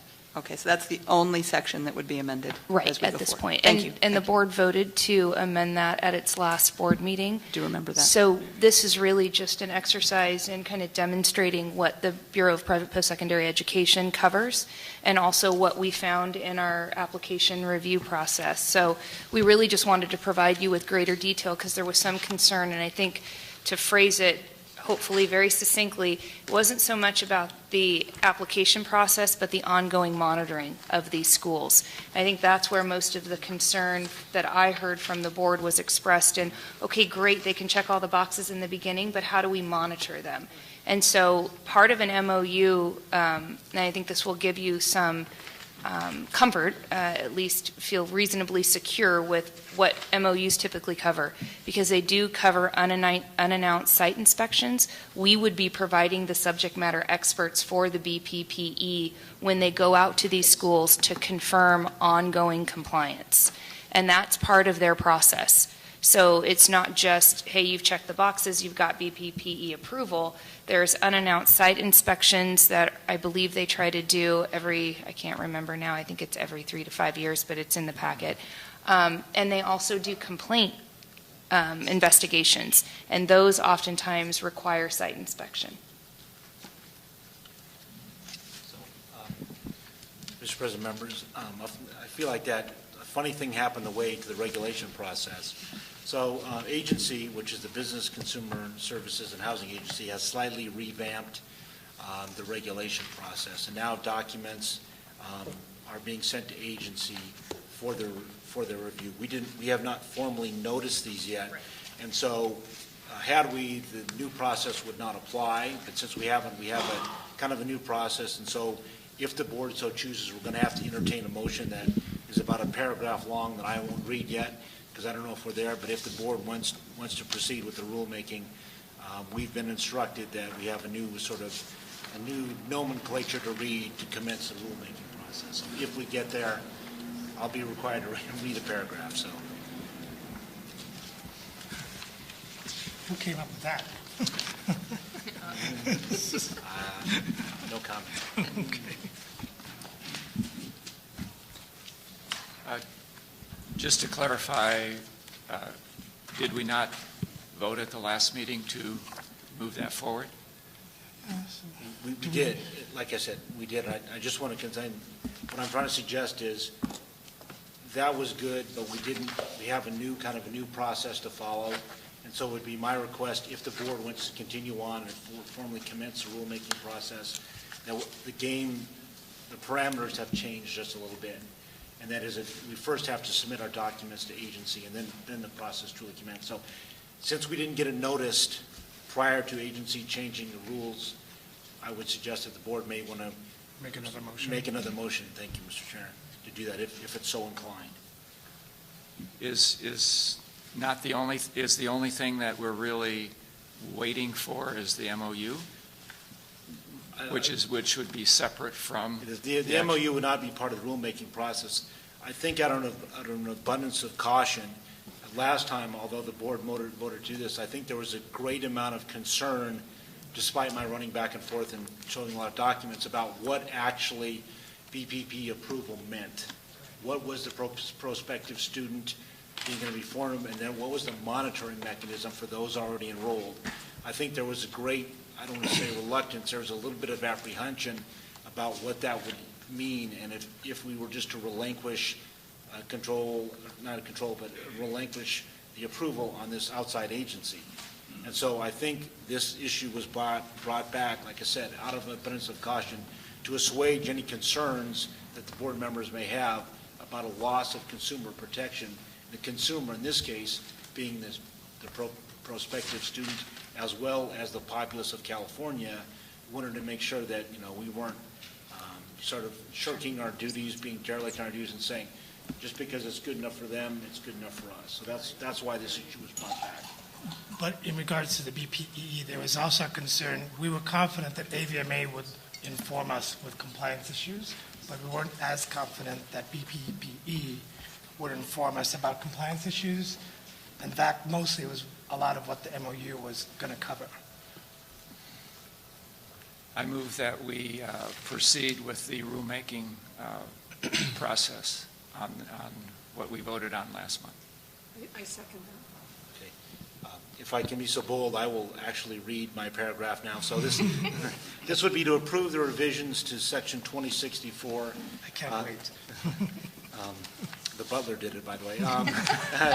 Direct staff to submit the text and the related rulemaking forms to the Director of DCA, as well as the Business Consumer Services and Housing Agency for review, and if no adverse comments are received by those two agencies, take the necessary steps to commence the rulemaking process and set the matter for hearing. So one quick comment on the motion. In your packets, under 7B, is the language that was approved by the board on the July 20th, 2016. But it was, I apologize, Lee, there was two sections. It was 2064 and 2065.8 regarding probation. And the only change there was that the exams needed to be listed because it was unclear which examinations we were referring to when we talked about the average pass rate. So the board did motion for both of those sections. Can we amend the motion to, or your paragraph to include both sections? I accept the change of the Thank you. motion. Dr. Nolan was the second. Dr. Nolan, are you comfortable with that? Yeah, I am. Okay. I'm just reading it, so give me a second. Yeah, I'm a slow reader, but that looks good.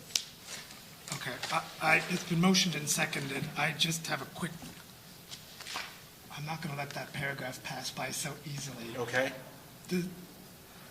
It's going to be submitted to the director of DCA, and provided there's no, so does that mean that the director of DCA can veto any No, motions that we I make? think this is more of a situation where they want to make sure of what we're doing. I don't think they have, in my opinion, I'm not persuaded, since each board is semi-autonomous, I'm not persuaded they have, the department has veto power at this point. I think it's more Could you of a, read that sentence where you said, provided there is no? provided there is no adverse comments received, correct? Okay, so what if there are adverse So comments the received? comments received, then I would respectfully say we just bring that back to the board and suggest how could we address these concerns.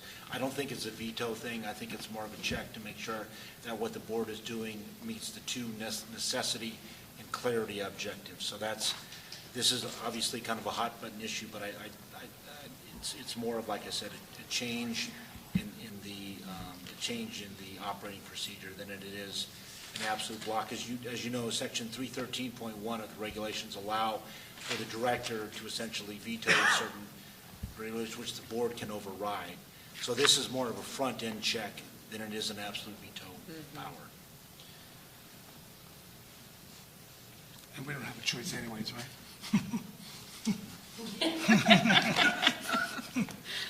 Okay. No comment. It's been motioned and seconded. Any further input from members of the board? Any input from members of the public?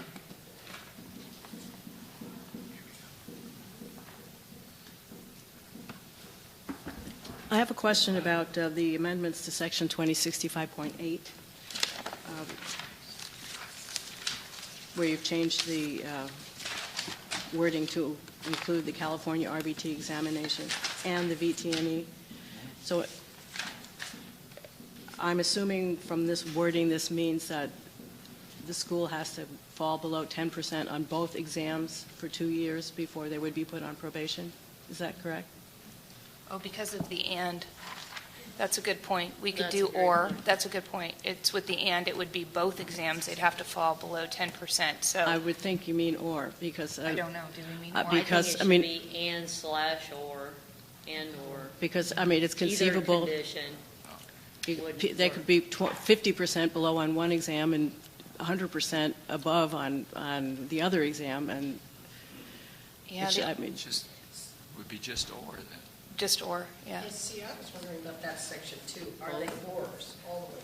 Yeah, I forgot I the think stats. How many schools would out be of disparate? prudent public policy, you would want a diminution in pass rate for either exam, so or the RVT examination or the VTNE. Oh, because it's So one or then the I other, would not both. respectfully say you just may want to revise that to say or instead of and. okay, and then that brings up the issue of the fact, we still haven't seen the results for the VTNE for these schools at all, They're in our packets. So, for this year. yeah, We don't have the scores for last year. we do. They're on the VTNE's website Well, by school. So we we have access to those. Yes. are you going to be publishing them, or do So- we have to go look them up individually now? When we talk about the Ethan's report later, or tomorrow actually, we'll have exam statistics for both the VT&E national and the California exam by school, and you'll be able to see the exam results. Okay, thank you. You're welcome. So there's a potential amendment to your motion? I don't have to approve amendment, it just has to be made. Right. I'll amend the motion to change the word "and" to "or" in section 2865.A2. A2, yeah. May I be so bold as to say that if we change that to "or," then the sentence at the end, it says, the first-time candidates who have taken the registered veterinary technician exam during the same period, that doesn't, I mean, it needs to be. It needs to say who have taken both. I think this really needs to be reworded to put the exams at the end of the sentence, because the degree crumbs average pass rate for first-time test takers falls below 10% on either the California RVT or the VTNE. Yeah, I agree. Can we rely on staff to, will wordsmith this and make sure that it reads? You know what the intent is. We know what the intent is. We want to make sure that we have the purview of both exams, and we'll correct the language accordingly. Sounds good. Sounds good. Then, yes, I second. Okay. So we vote. Well, I'm going to ask if there's any more input from the public before we vote. Any further input from the public? Hearing none, now we can vote. I figured since Nancy sat down, we were done. So we didn't need the amendment then? You mean the "or"? Well, if we're clarifying it. Right, and then we're going to work on the language. So, Mr. President and members, I have a little degree of heartburn. I think we have to bring at least a little bit of precision here, because we want to make sure that what the board votes on actually gets noticed. So with the public input, I think is right on, but I just want to say, so what we're going to do is sort of conceptualize this to the point we can, where it's going to be either exam dropping below the 10% is going to trigger this review. Correct. 2 years. 2 years. For 2 years. Okay, so like I said, I'm going to waver a little bit, because we're not, wordsmithing in a public hearing is always a little bit difficult, but as long as everybody conceptually gets where we're going. So is all members clear on that? All members of the public clear on what we're doing here? Okay, let's proceed. Okay, is your heartburn better? Thanks, Thomas. Dr. Nunez? Yes. Dr. Waterhouse? Yes. Dr. Nolan? Yes. Dr. Sullivan? Yes. Jennifer Laredo? Yes. Kathy Bowler? Yes. Lee Heller? Yes. Judy Mancuso? Aye. Thank you. Thank you, members. Gotta be there. She's Then, gotta be there. do we need a motion for the MOU? No. The MOU is more of an administrative task. What I can do is I will continue to work with council, and I can provide copies of that if so requested, because I believe it is a public document. Okay. Okay? I think we should see it. Okay. And you're clear what we would like to be in the MOU? Correct. It's my understanding that the board has an overarching concern about complaint information, inspection information, to make sure that compliance is achieved with all applicable standards. Is that correct, board? That makes sense. Okay. All right. Our next item is the MDC report, and I saw Dr. Klingborg walk out the back door. Yeah. Well, that's okay. We have to do the status of pending I thought he was regulations. Oh, sorry. That's tab 7A. That is the status of pending regulations, mostly for your information. So can I? Okay, so on the status of pending regulations, obviously, we're all aware that the VACSP regulations were successfully approved with no opposition of OAL. The citation regs that you guys approved years ago will take effect in October. Animal control officer training, the public comment period ended on October 10th. We had no adverse or opposition comments to the animal control officer training, so those are continuing to move through the process. We do need to reorder. Nina in our office is currently working on the disciplinary guidelines, and we're looking to publish our actual language in November. but we also need to work on the telemedicine standards. And so there has been a lot that has developed regarding telemedicine over the last several months. And when we start talking about agenda items for the next meeting, I'm actually going to raise that as a topic for discussion because I think we need to revisit that language as we move forward with the regulation process. And you can see the rest of the regs in order here.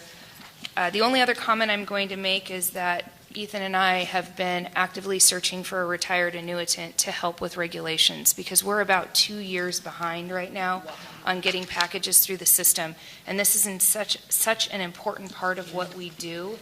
And, you know, we've done a great job at getting traction on a lot of different program areas. This is one we need to get a handle on. And so Nina wears a lot of hats, and regulations is probably the most time-consuming thing that we do in our office.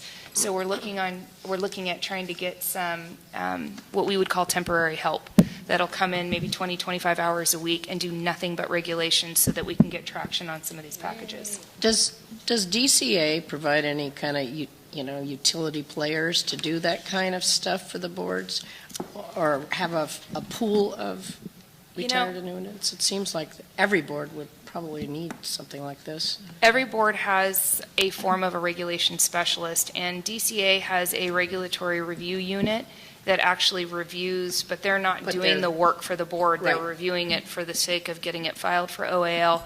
But they don't have...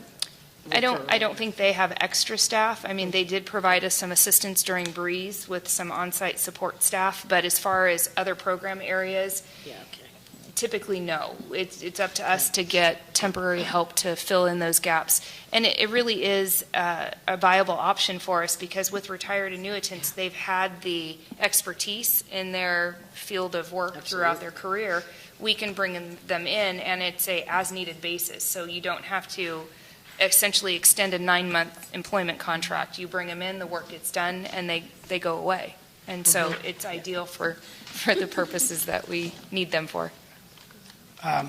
Marcia, could you go outside and tell John he's coming up? What is a retired annuitant? What is that? It's someone that's retired from state service that comes back to work part-time in whatever area of expertise they have. And, typically they work 2 to 3 days a week. And I'm not sure if the law is still in effect that they have to wait 6 months to a year. In certain circumstances, they don't. Sometimes most of them do. They're capped, I think, at 960 hours. 960 hours, yeah. If I could, Madam, Mr. President, members, I'm sorry. You can call me Madam. Yeah. I think that was... My apologies. I can say, given my paragraph that I read, there is a renewed emphasis in DCA and above about rulemaking and regulatory processes. And it's the intent that this office, not just me, but the legal office be involved as early as possible so that we can have a streamlined, although I missed that, streamlined, refined product as soon as possible for consumption. Therefore, that the process is somewhat shortened because you don't go out for 15 days to correct grammatical errors or words that you forgot or whatever. So our office is committed to working with the various clients in a regulation's infancy to make sure that it's a qualified quality product. So we share the board's concerns that there is a lot of work. I mean, you're stuffing envelopes, you're mailing out notices, there's a lot of work like that does take some time. And now that we have to wait for adverse comments from the DCA, it's going to take even longer. I'm not so good at folding. Okay, so any questions in regards to the update? Our status of pending regulations. Any questions from the public?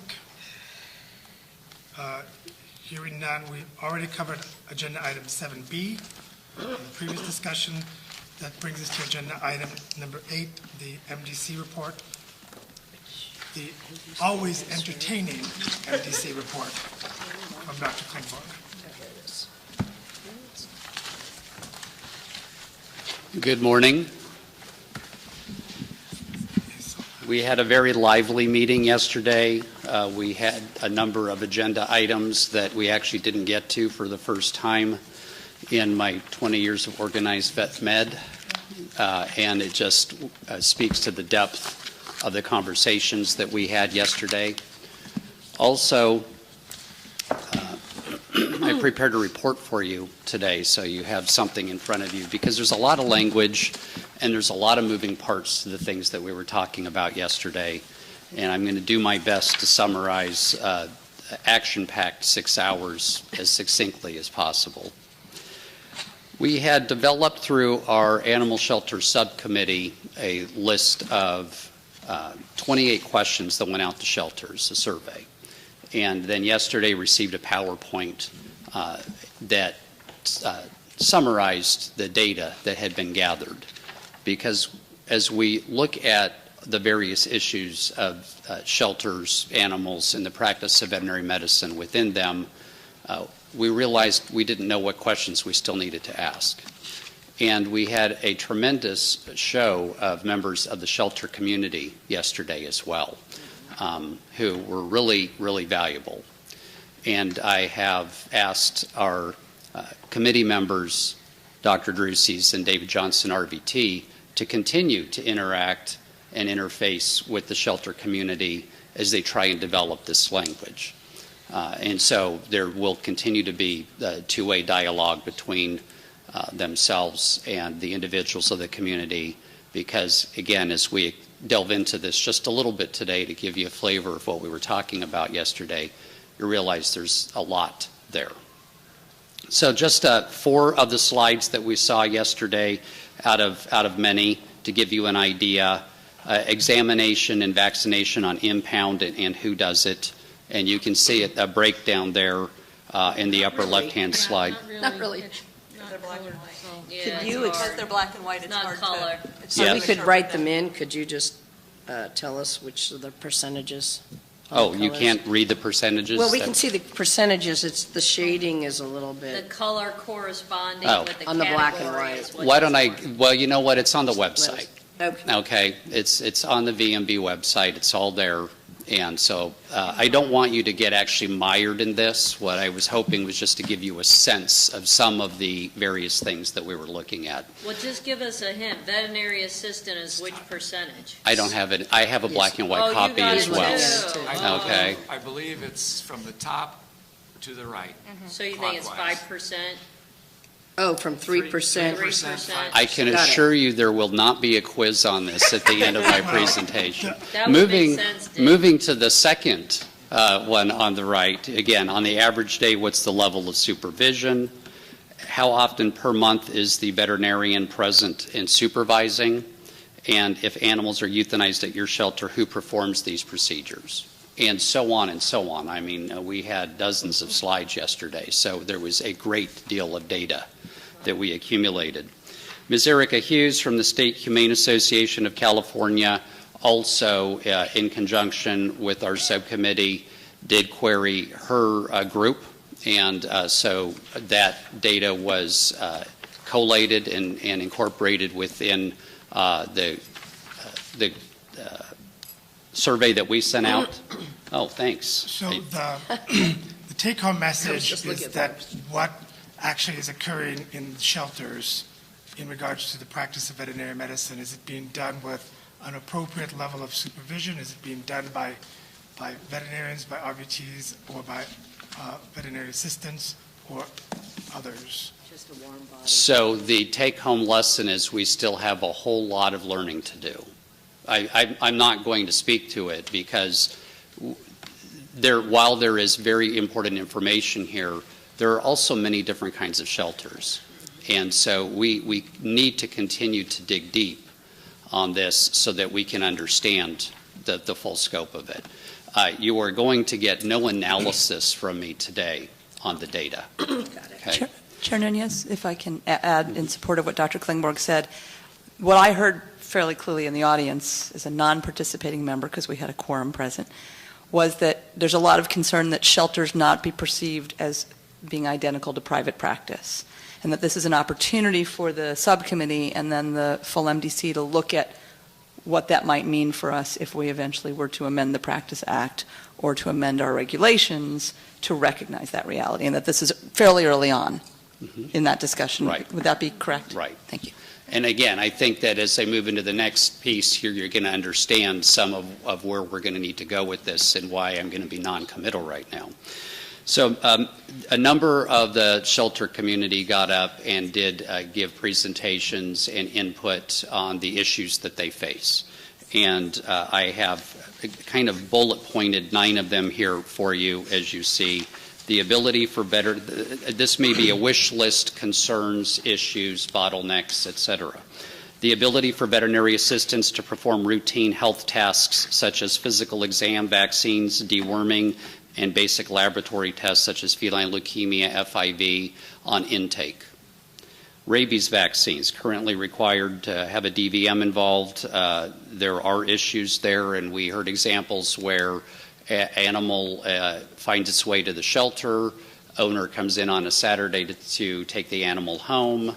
There is not a veterinarian at the shelter on that Saturday, so owner now has to come back on Monday when the veterinarian is there so that the animal can get the proper inoculation.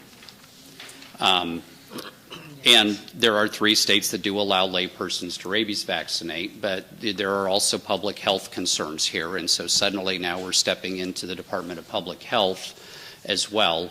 And as you go through that particular onion, there are more and more layers as you look into it. Access to pre-euthanasia sedatives to humanely and safely euthanize.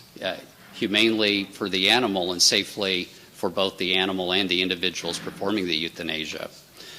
Euthanasia of species other than domestic animals, being able to do that. And isn't number 3 because of just cost? They don't have the funding to get the access, or is it availability? Number 3. It's available. When you're talking about the pre-euthanasia sedatives, many of them are controlled drugs, and so we're talking about an access issue. If you do not have a DVM on site, how do you have access to those medications? I've heard it's funding as well. People didn't have the money to buy them, and that was.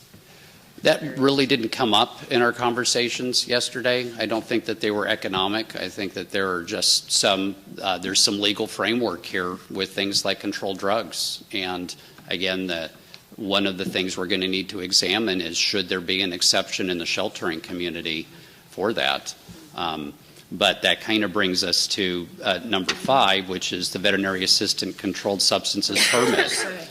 And again, we do have issues with diversion of controlled drugs and abuse. And so that's this same question with the VA CSP, I think, is being asked, since it's a new program across the board, which of my staff need to be involved with that. And so that came up yesterday also.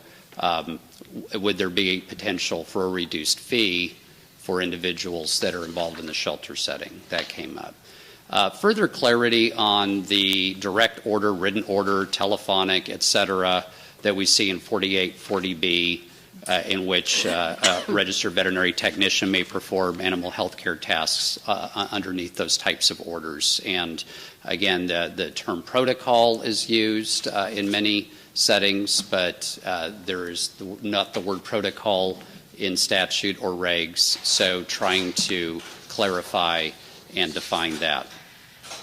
Further clarification of indirect supervision and what does good veterinary practice mean, where the veterinarian needs to be familiar with the animal population at a level that is consistent with good veterinary practice, as 2034F states.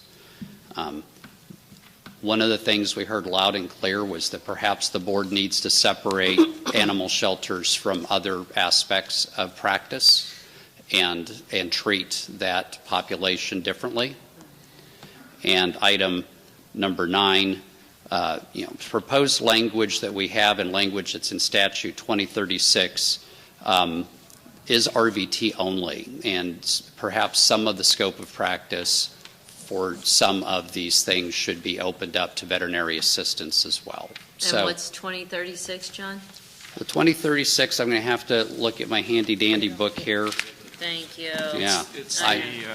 It's the tasks that RVTs can do: induce anesthesia, apply casts and splints, perform dental extractions, Yeah, suture, got detail, it. create relief hole.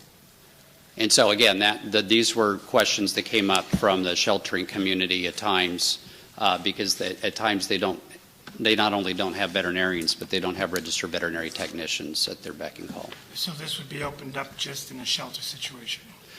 Well, yes. I mean, I think that right now that's the focus. So yeah, I am discussing here shelter medicine, and this was kind of the laundry list of things that I captured from the meeting yesterday that the shelter wanted us to look at. And if I've missed anything, then I hope that they're watching and that they'll actually contact our subcommittee members so that we can continue to move forward with that. So that was part one, okay? Discussion, our second agenda item, discussion and consideration of extended duty for registered veterinary technicians. A different subcommittee that had looked at this had previously concluded that there were no extended duties that they could identify other than those within the shelter setting where the scope of practice should be extended for reasons, and this is key, for reasons of access or need. Okay? And so we heard from Leah Schufeld, RVT, who is the chair of the CVMA RVT committee. Again, she was clarified that when they looked at extended duties and not extended scope of practice and used that as their filter within the CVMA RVT committee, really, besides the things that we had captured here on our list, intake protocols was really the key. And I kind of melded that into the first item, but intake protocols was definitely an issue for them. And to be explicit, can a non-veterinarian perform an exam on an animal when it enters animal shelter? And maybe that's not an exam, maybe that's an evaluation. And so, this is just to kind of spell some of that out for you. Where do we draw that line? When does an evaluation cross over and become an exam, et cetera? CARVTA also did present a document for us. Now, it came in late. We got it the Friday before the meeting, and it had not been distributed to all of the committee members.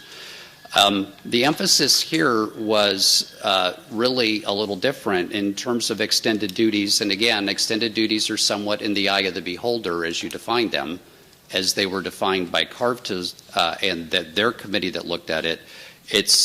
It is procedures that veterinary assistants shouldn't perform for the protection of the public. So now we're not specifically talking about shelter setting conversation. And I have listed the 11 different extended duties that CARVTA has proposed that we explore and determine whether or not the scope of the practice should be extended or in some cases narrowed depending on how you interpret the language that's in front of you there. I'm going to need guidance from you about what we are going to do because while this sits as an agenda item at the MDC, typically our conversation for the last year on this has really focused on extended duties in the shelter setting. And yet we have this document, and again, we're going to need some guidance. So a couple quotes that I heard during this particular part of the discussion. The board has the legislative mandate to identify job tasks and to protect the public. It is not the function of the board to increase the scope of practice. The board may expand the existing duties only if there is an access issue or there is a demand that is not being met, which creates a risk to consumers. Sorry, there's a couple typos there. And the list did not include any assessment, the list from CARVTA did not include any assessment of the, quote, need or, quote, access issues and would likely significantly reduce access to veterinary care. So that's my summary of that particular item. And again, I don't know if you want to talk about this now or have me roll through this and then you guys chat about it a little bit later, but we need some help on this. I say, we can talk about it now. So, in my opinion, in regards to these extended duties, I can see the need to explore this possibility within the shelter situation, and that is, like you said, there are many shelters that don't have RVTs, and may have a DVM come once a week or what have you. So I think it's very reasonable and needed to look at these extended duties in the shelter situation. Outside the shelter situation, I don't see it that way, because there's two things to consider when you're evaluating the possible need for these extended duties. One of them is, has harm been done to the consumers by veterinary assistants performing these tasks, so much so that it should be done by RVTs. And if there hasn't been any complaints about that occurring, then there may not be a need to protecting these tasks for only RVTs to perform. And the other thing to consider is if these tasks that are listed here are important for the ability of a veterinarian to practice veterinary medicine, and not all veterinary hospitals have RVTs on their staff. And so if there's an expanded list of what only an RVT can do, then that's going to perhaps decrease access for the public to receive veterinary medicine at a cost that's going to be accessible to them. So for those reasons, I don't think that we should expand these extended duties to private practice. But that's my opinion.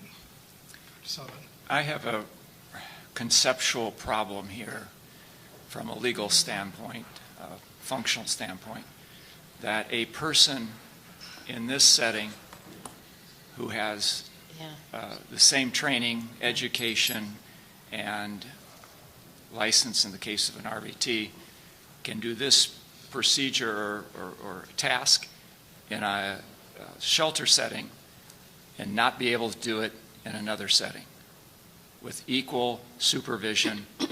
I think, I don't know how we write statute or regulations that would hold up. I think a good attorney could say, you know, in this building, this person can do X, Y, and Z, but he walks across the street in this building, he can't. I think that's a huge loophole that would be a problem for us enforcing and writing.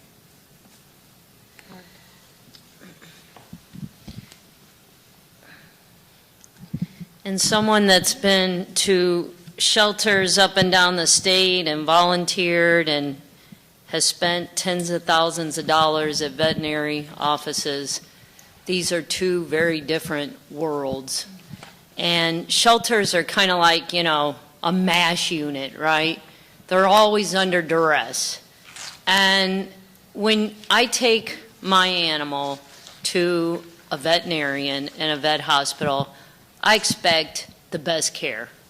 And I expect that if an RVT should be performing something, and only an RVT, that that's taken place. And that if only a veterinarian should be performing a certain task, that should be taking place. I'm paying for it, I'm a consumer, I have my animal. On the flip side of that coin, animals that are taken off the street, out of gutters, from a freeway that got hit by a car, and go to the shelter, have no one representing them. There's not a consumer attached, right? It's the animal. And they're suffering, and they need help. And to prevent them from getting any kind of care because someone doesn't have the level, obviously I'm not saying that someone off the street should fix a leg, you know, I mean operate on a broken leg or something, but I have heard such heartbreaking stories of animals laying in pain and this and that because there was limitations on who was at the shelter at the time. Jennifer's shaking her head, yes, she knows what I'm saying is true. So in a shelter setting, we have to protect the animal. And the consumer doesn't really exist.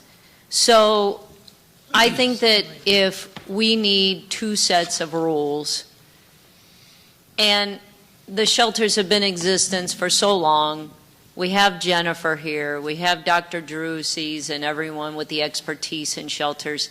These folks know their business like nobody else does. And I think that they can lead us to the right place, and that there are two sets of rules in this world, because it's all about the animals at the shelter. And I'm taken out of the equation as a consumer. So I would be open to hear everything that the committee has to offer, what Jennifer has to offer, Dr. Druses, and that we should really listen and pay attention to what they have to say. Thank you. Chair Nunez, I want to respond to Dr. Sullivan's concern. If this ends up in front of the legislature and the legislature amends the Practice Act to create a different category, we don't have any legal concern. So I know you're thinking about liability issues, but that won't be our problem. Our problem is to make good recommendations about what we think best serves the public. And if the outcome of the work that the subcommittee and the task force does is that shelter medicine is different, and I agree with Judy and I saw Jennifer nodding her head, then we can come up with something that we can propose to the legislature to move forward. Jennifer? I want to re-clarify for everybody that the animals are the consumers also. Can you speak louder, Jennifer? Animals are also the consumers. We are also obligated to protect them. I might be a little bit biased because I do work in an open admission municipal animal shelter. I can't control what comes through the door. Right. I might come in, actually brush my hair that day, and end up dripping sweat and having to wrestle a horse that came in injured. I have no control. With private practice, I take my dogs to private practice. If I'm paying for a service, I want that service to be quality. With animals being the consumers, we have a duty to protect them. And unfortunately, I work in a facility with 12 RVTs and 4 assistants who are in school to become RVTs. Not every animal shelter is the same. Not every staff member is the same. So with these 11 duties that CARVTA came up with, there's one I disagree with. Rabies specimen processing, I do think that should be something that non-RVTs should be able to do because it's a rabies control issue, and there are assistants, if you will, that are certified to do euthanasia. That's part of it, is rabies control. But these 11 issues are currently, are veterinary assistants able to do these things? Because it does seem irresponsible to me. These are very skilled things that I don't know if I'd be comfortable with even RVTs, certain RVTs doing these things. So in my opinion, maybe this needs to be tackled as a separate issue, and some of these things need to be added to 2036 as RVT-only issues. So I was going to just make that specific point too, that the animals are our consumers, and we do have a very heavy duty to protect them. And I have a concern about saying, okay, just because they don't have an owner and they're in a shelter, we should just let anybody do anything to them. I think they could end up with more harm than what they started with. In some instances. Yes. Right, in some instances. And I wonder, I mean, this is such a complex subject, unfortunately, because it's true. I was feeling the same way. I love my animals, but if one of my animals went to a shelter for some reason, I would want that quality of care to be as good as it could possibly be for that animal, not second level, but that's, I know, a budgeting function for shelter medicine, and I know the shelter, you don't want, it's very complicated, but it's still the same thing about what is the veterinary medicine that's practiced at a shelter, you hope is the same quality as what is practiced in a private clinic. It may be different in terms of the equipment and things like that, but for the actual animal at stake, that's why it's hard to balance this and I agree with Dick, it's hard to balance two different veterinary assistant license, being able to do one thing here and one thing there. I understand the reason we're considering it. I'm torn on this subject all the way around, other than the wish to fund these shelters better. I look at these cases on the shelters, and I actually want to say that Dick's point was right on the gradation. It starts at the top color-wise and goes around. And some of these, when you look at the vet visits per month, and it is not the shelter's problem, it's the system. So there's about 50-60% have 12 or less visits a month. Now, that's not that many days, that many visits for a shelter that's open pretty much 24/7 to intake. So I don't know, how we approach this, but I just want to say there are very many layers of complexity to this. We may have gotten a little bit off topic. And I know, I because, agree, I went to a John bigger gave place. his report on what's going on with the shelter medicine in the world, and I think he was trying to move on to the next topic, which was extended duties for our RVTs, specifically this list that CARFTA wanted to allow only RVTs to perform.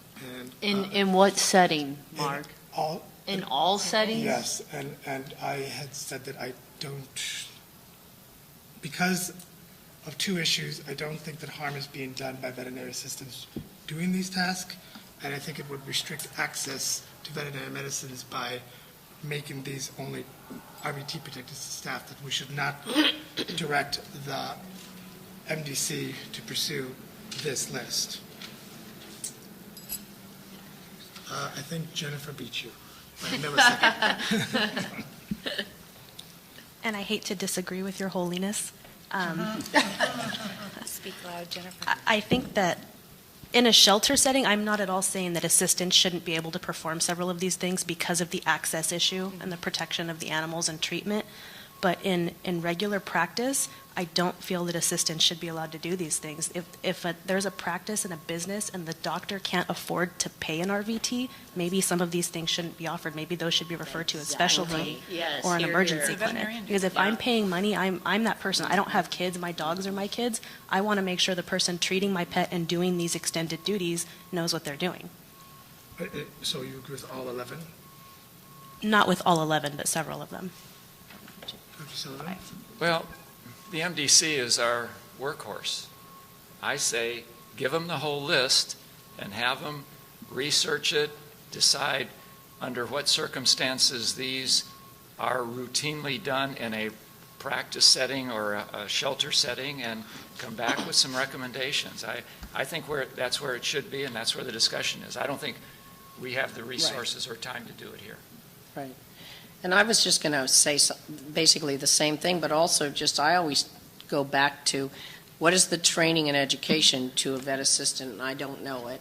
And does it provide the necessary expertise in these areas? And if it doesn't now, then they probably shouldn't be able to do it. Or if we want them to do it, we should increase the training and education. But anyway, I still think about going back to MDC. If I may say, when we're talking about these issues here, the 11 things on this list, and we're talking about expanding or contracting scope of practice, maybe it's overly simplistic, but I can only see 3 reasons why we would do that. And that would be that we need to improve access for some reason.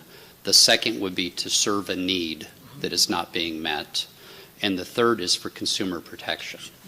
And so that's what I see, and perhaps I'm wrong, but what I need from you is clarity here about what our marching orders are. And if you say, look at all 3 of those metrics, okay, but, again, I would, that's fine, we work for you guys, but I need to know what is the filter by which we are judging all of these. And I also want to remind you that some of these issues, administration of injectable controlled drugs, I think that was a 2-year discussion by itself. So these are not unwieldy conversations that you're asking us to have. And if you want us to get mired in this, that's fine, but you are going to have to give us some very explicit direction about how that conversation is going to move forward. So isn't the filter a private setting versus the public setting? That this came forward not in the shelter setting. When CARTA offered this to us, extended duties are, in their definition, were things that veterinary assistants should not be performing for the protection of the public. There is no reference to the shelter setting there. So maybe that's the filter. Well, it could be. I mean, that would be another option. I see it as public Dr. and Sullivan? private. I think anytime an individual or an organization comes to us with a request to look at something or to answer a question, I think it's our obligation to do that. And well, that's my opinion, and I think when a group comes with a list, I think under our duty, under our purview, under what we are looking at, I think we need to answer those questions. I think it's a simple, and it can be simply no, yes, yes, no. I mean, I think we have to have a mechanism to answer questions that come before us and not just say it's not our purview. I think we need to answer our constituents and answer the public. Certainly. Thank you, Mr. President, and members got that right this time. Again, not on the merits or any discussion. I kind of just want to set the frame if I could. So Dr. Klingborg, as chair of MDAC, is coming to us, coming to the board and saying we need guidance. And when we last left our hero yesterday, there was essentially 4 things regarding the shelter medicine that I wrote down. And that is now, for the first time, we have a slug of data. We have a slug of data to look for. We're going to drill, as my understanding is, we're going to drill down on that, try and get make sense of some of those survey results, because some of them had some anomalies that didn't quite make sense, or sometimes that perhaps the responder was not provided all the information necessary. So we're going to try and drill down on that. It was a subject of robust discussions. I was there taking notes. And that the MDC and or CVMA's shelter committee were still going to carry on with their work. And this agenda item would continue to be a function of MDAC going forward. I think some of the confusion lies is when we got to the extended duty concept, there was a document presented that wasn't really extended duty. Extended duty kind of goes to, here's my scope of practice, but if I do certain things, I'm in a different location, notwithstanding what Dr. Sullivan said, or I take an additional class, I get additional training, I could do more things than my scope currently allows. This was sort of a retraction in some ways by moving somewhat not in sync with extended functions, because it was a document that said we don't think that veterinary assistants should be able to do that. So there's a little logical disconnect, because we're talking about extended duties, and here's a document that says not extended duties. So MDC said, was coming to the board and saying, okay, what do we do with that now? This was raised during an agenda topic. It does not seem to be consistent with the agenda. MDAC's response, board, what do you want us to do? So I think the board has essentially 2 decisions. With shelter medicine and the data, does it want to continue on? Does it want to sort of cross the threshold of saying maybe shelter medicine is different? The paradigm yesterday is shelter medicine was different, and rather than continue on with sort of piecemealing little shelter things with little in 2036 and so on, there'd be a recognition that in fact maybe the act needs to be recast to say shelter medicine is different, and here's what happens in shelters. So I think that's the first discussion that this board has. What do we do with that? The second thing is, candidly, is what does the board do with this extended practice, extended duties with a document that isn't extended duty-like? And so what are the marching orders to MDAC in that regard? And I'm going to be quiet. Okay, so I think that we are in agreement with the shelter issue. I don't think we need to go back there. If it's the desire of this board to send this document back to the MDC, and I've never heard it called the MDAC, but the MDAC or MDC, then I would say that do not send it back to the board under the heading of extended duties. Send it back to the board as a new priority, a new agenda item, number 11, and it should be said restricting procedures veterinary assistants can do, because that's what it is. It's not extended duties. And then qualify it if it's in private and shelters, or is it everything or not? Separate item, Judy. If you make these, apply these to shelters, it's going to make it much more Yeah, difficult for you just, shelters. right, they didn't ask for that anyway. They were asking. Okay. Yes, Jamie, Dr. Nolan. So, right now, the code says that the supervising veterinarian shall be responsible for determining the competency of the RVT or unregistered assistant to perform allowable animal health care tasks. It goes on to specify exactly what that responsibility might entail. And then if you look at 2036.5, it says, except that an unregistered assistant shall be prohibited from performing any of the functions or activities specified in subsections A, B, and C, which refer to the RVT, except that an unregistered assistant under the direct supervision of a licensed veterinarian or registered technician may administer a controlled substance. So it seems to me that the responsibility is to the veterinarian, and I'm not sure why we're going past that. Dr. Sullivan. If we refer this back to MDC, I would follow that with the MDC looking at these issues in the view of need and access. Period. Do we have, is that the desire of the board? Is there a motion? And if we do that, I think we should eliminate a few things and lighten this load a little bit and eliminate a few things right off the bat. I'll let them do the work. If we could look at these as exclusions for veterinary assistants, I think that's probably the proper term when you're looking at restriction of access and duties. So, do we have a motion to send to the MDAC exclusion of task for veterinary assistants? So moved. Second. Any additional comments or questions from the board? Any comments from the public?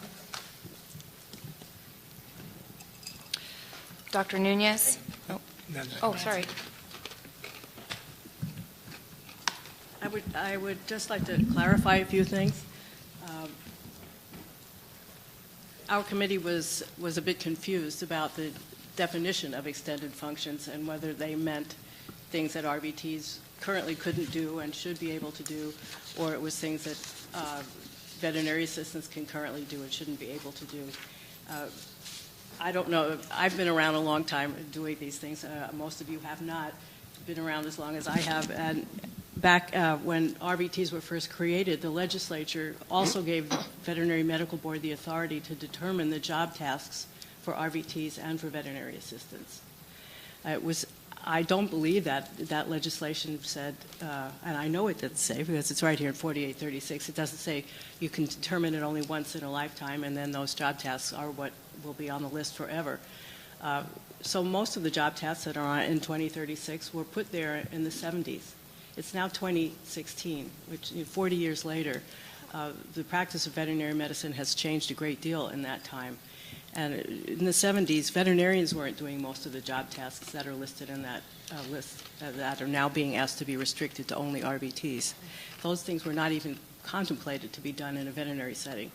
So we were, the purpose of this was to bring to your attention that there are these high-level tasks that are being performed in veterinary hospitals that probably should be restricted to people who have the education and training and the license to protect the public.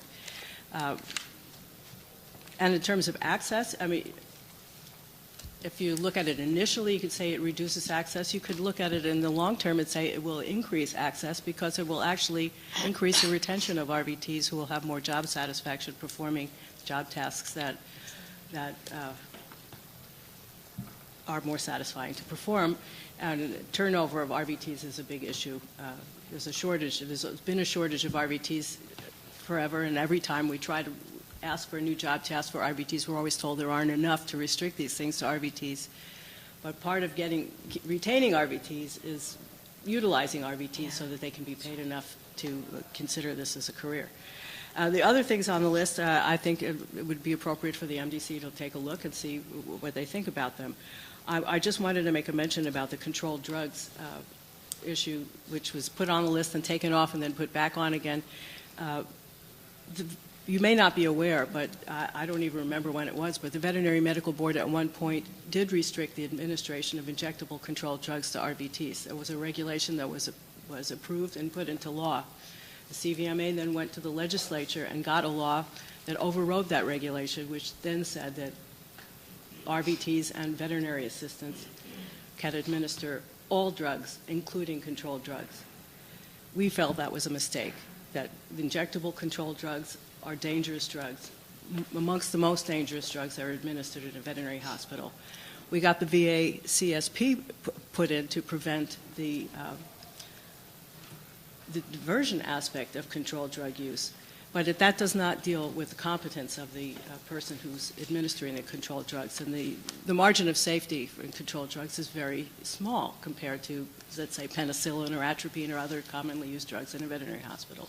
So we feel strongly that that's something that should be restricted to people who have the training and education, particularly when it comes to calculating drug dosages. This is a problem. Even RVTs have a problem with calculating drug dosages, and we have no evidence whatsoever about veterinary assistants. And this was one of my problems when the term unregistered assistant was changed to veterinary assistant.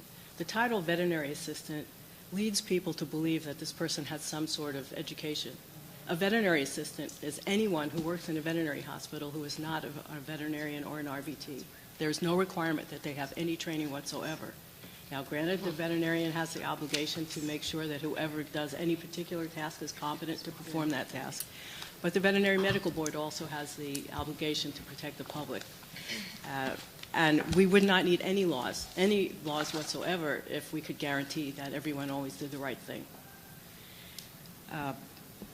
And in terms of private practice versus shelter, I don't believe that our committee was considering shelter practice. I think they were considering private practice. And the concept of splitting shelter medicine from private practice arose at yesterday's MDC meeting. That wasn't considered by our committee. So basically, I think that's what I wanted to say. Okay. Any other comments from the public? Then we can call for the vote, please. Before we vote, I'd like to hear Cheryl's recommendations on what to remove. So if it was up to me, I would remove 1, 4, 6, and 11. 1, 4, 6, and 11.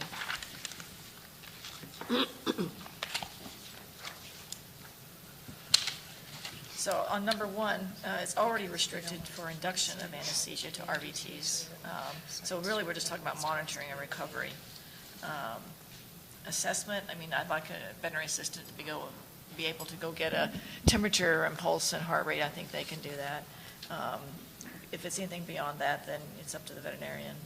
As Jennifer said, the assistants are doing the rabies specimen. Okay, I'll put it up really close. Is that better? There you go. That's it. And number 11, I think, we've got the VA CSP to cover that. And so anyway, those are the 4 that I would take out. Do you accept that? I accept those changes to the motion. I think I was the seconder. I would take out 1, 4, 6, and 11. I think I was the seconder. Yeah. So I will accept them as well. If I could just make another comment, where you said that the VA CSP takes care of controlled drugs. The VA CSP only takes care of the person's background, whether they have a conviction for a drug offense. It has nothing about training. Anybody off the street can walk in and get a VA CSP. They don't even have to have worked in a veterinary hospital for even one day. And I think the most dangerous drugs in a veterinary hospital are not necessarily controlled drugs. For instance, insulin. Dr. Sullivan. Yeah, we've been through that. The person that's responsible to make sure that a permit holder has the qualifications and the understanding of what they're doing is the licensing manager or the supervising veterinarian. It's no different than a new RVT coming in or a new veterinarian. There is a responsibility that whatever function they're doing, they're capable of doing. We know they have an entry level, but if I have a new veterinarian coming in, I'm not putting him in on a complex compounded femoral fracture. We have responsibilities, and that's part of it. Any other comments from the board? Dan is going out the door, okay. Can we just clarify, are we sending this back to the MDC as two separate issues? As shelter? Yeah. regulated? We passed shelters. This motion is just about the extended duties. Or excluded duties. Any further comments from anybody? Call for the vote? Dr. Nunez? No. Dr. Waterhouse? Yes. Dr. Noland? No. Dr. Sullivan? Yes. Jennifer Laredo? Yes. Kathy Bowler? Yes. Lee Heller? Yes. Judy Mancuso? Yes. Motion carries. 6-2. I'm sorry. The motion was to send the list of items as submitted by CARVDA with the exclusion of administration of anesthetic agents during induction, monitoring, and recovering of anesthesia, assessment of patient condition, rabies specimen processing, and administration of injectable controlled drugs would be removed from that list. The rest will be reassigned to the MDC for the specific purpose at looking at access and need for these to be exclusions from veterinary assistant scope of responsibility. Right? Now we can continue Dr. Klingborg's always entertaining report. I think he just ran out of the room. Thank you for giving us some clarity and focus on that issue. That will help.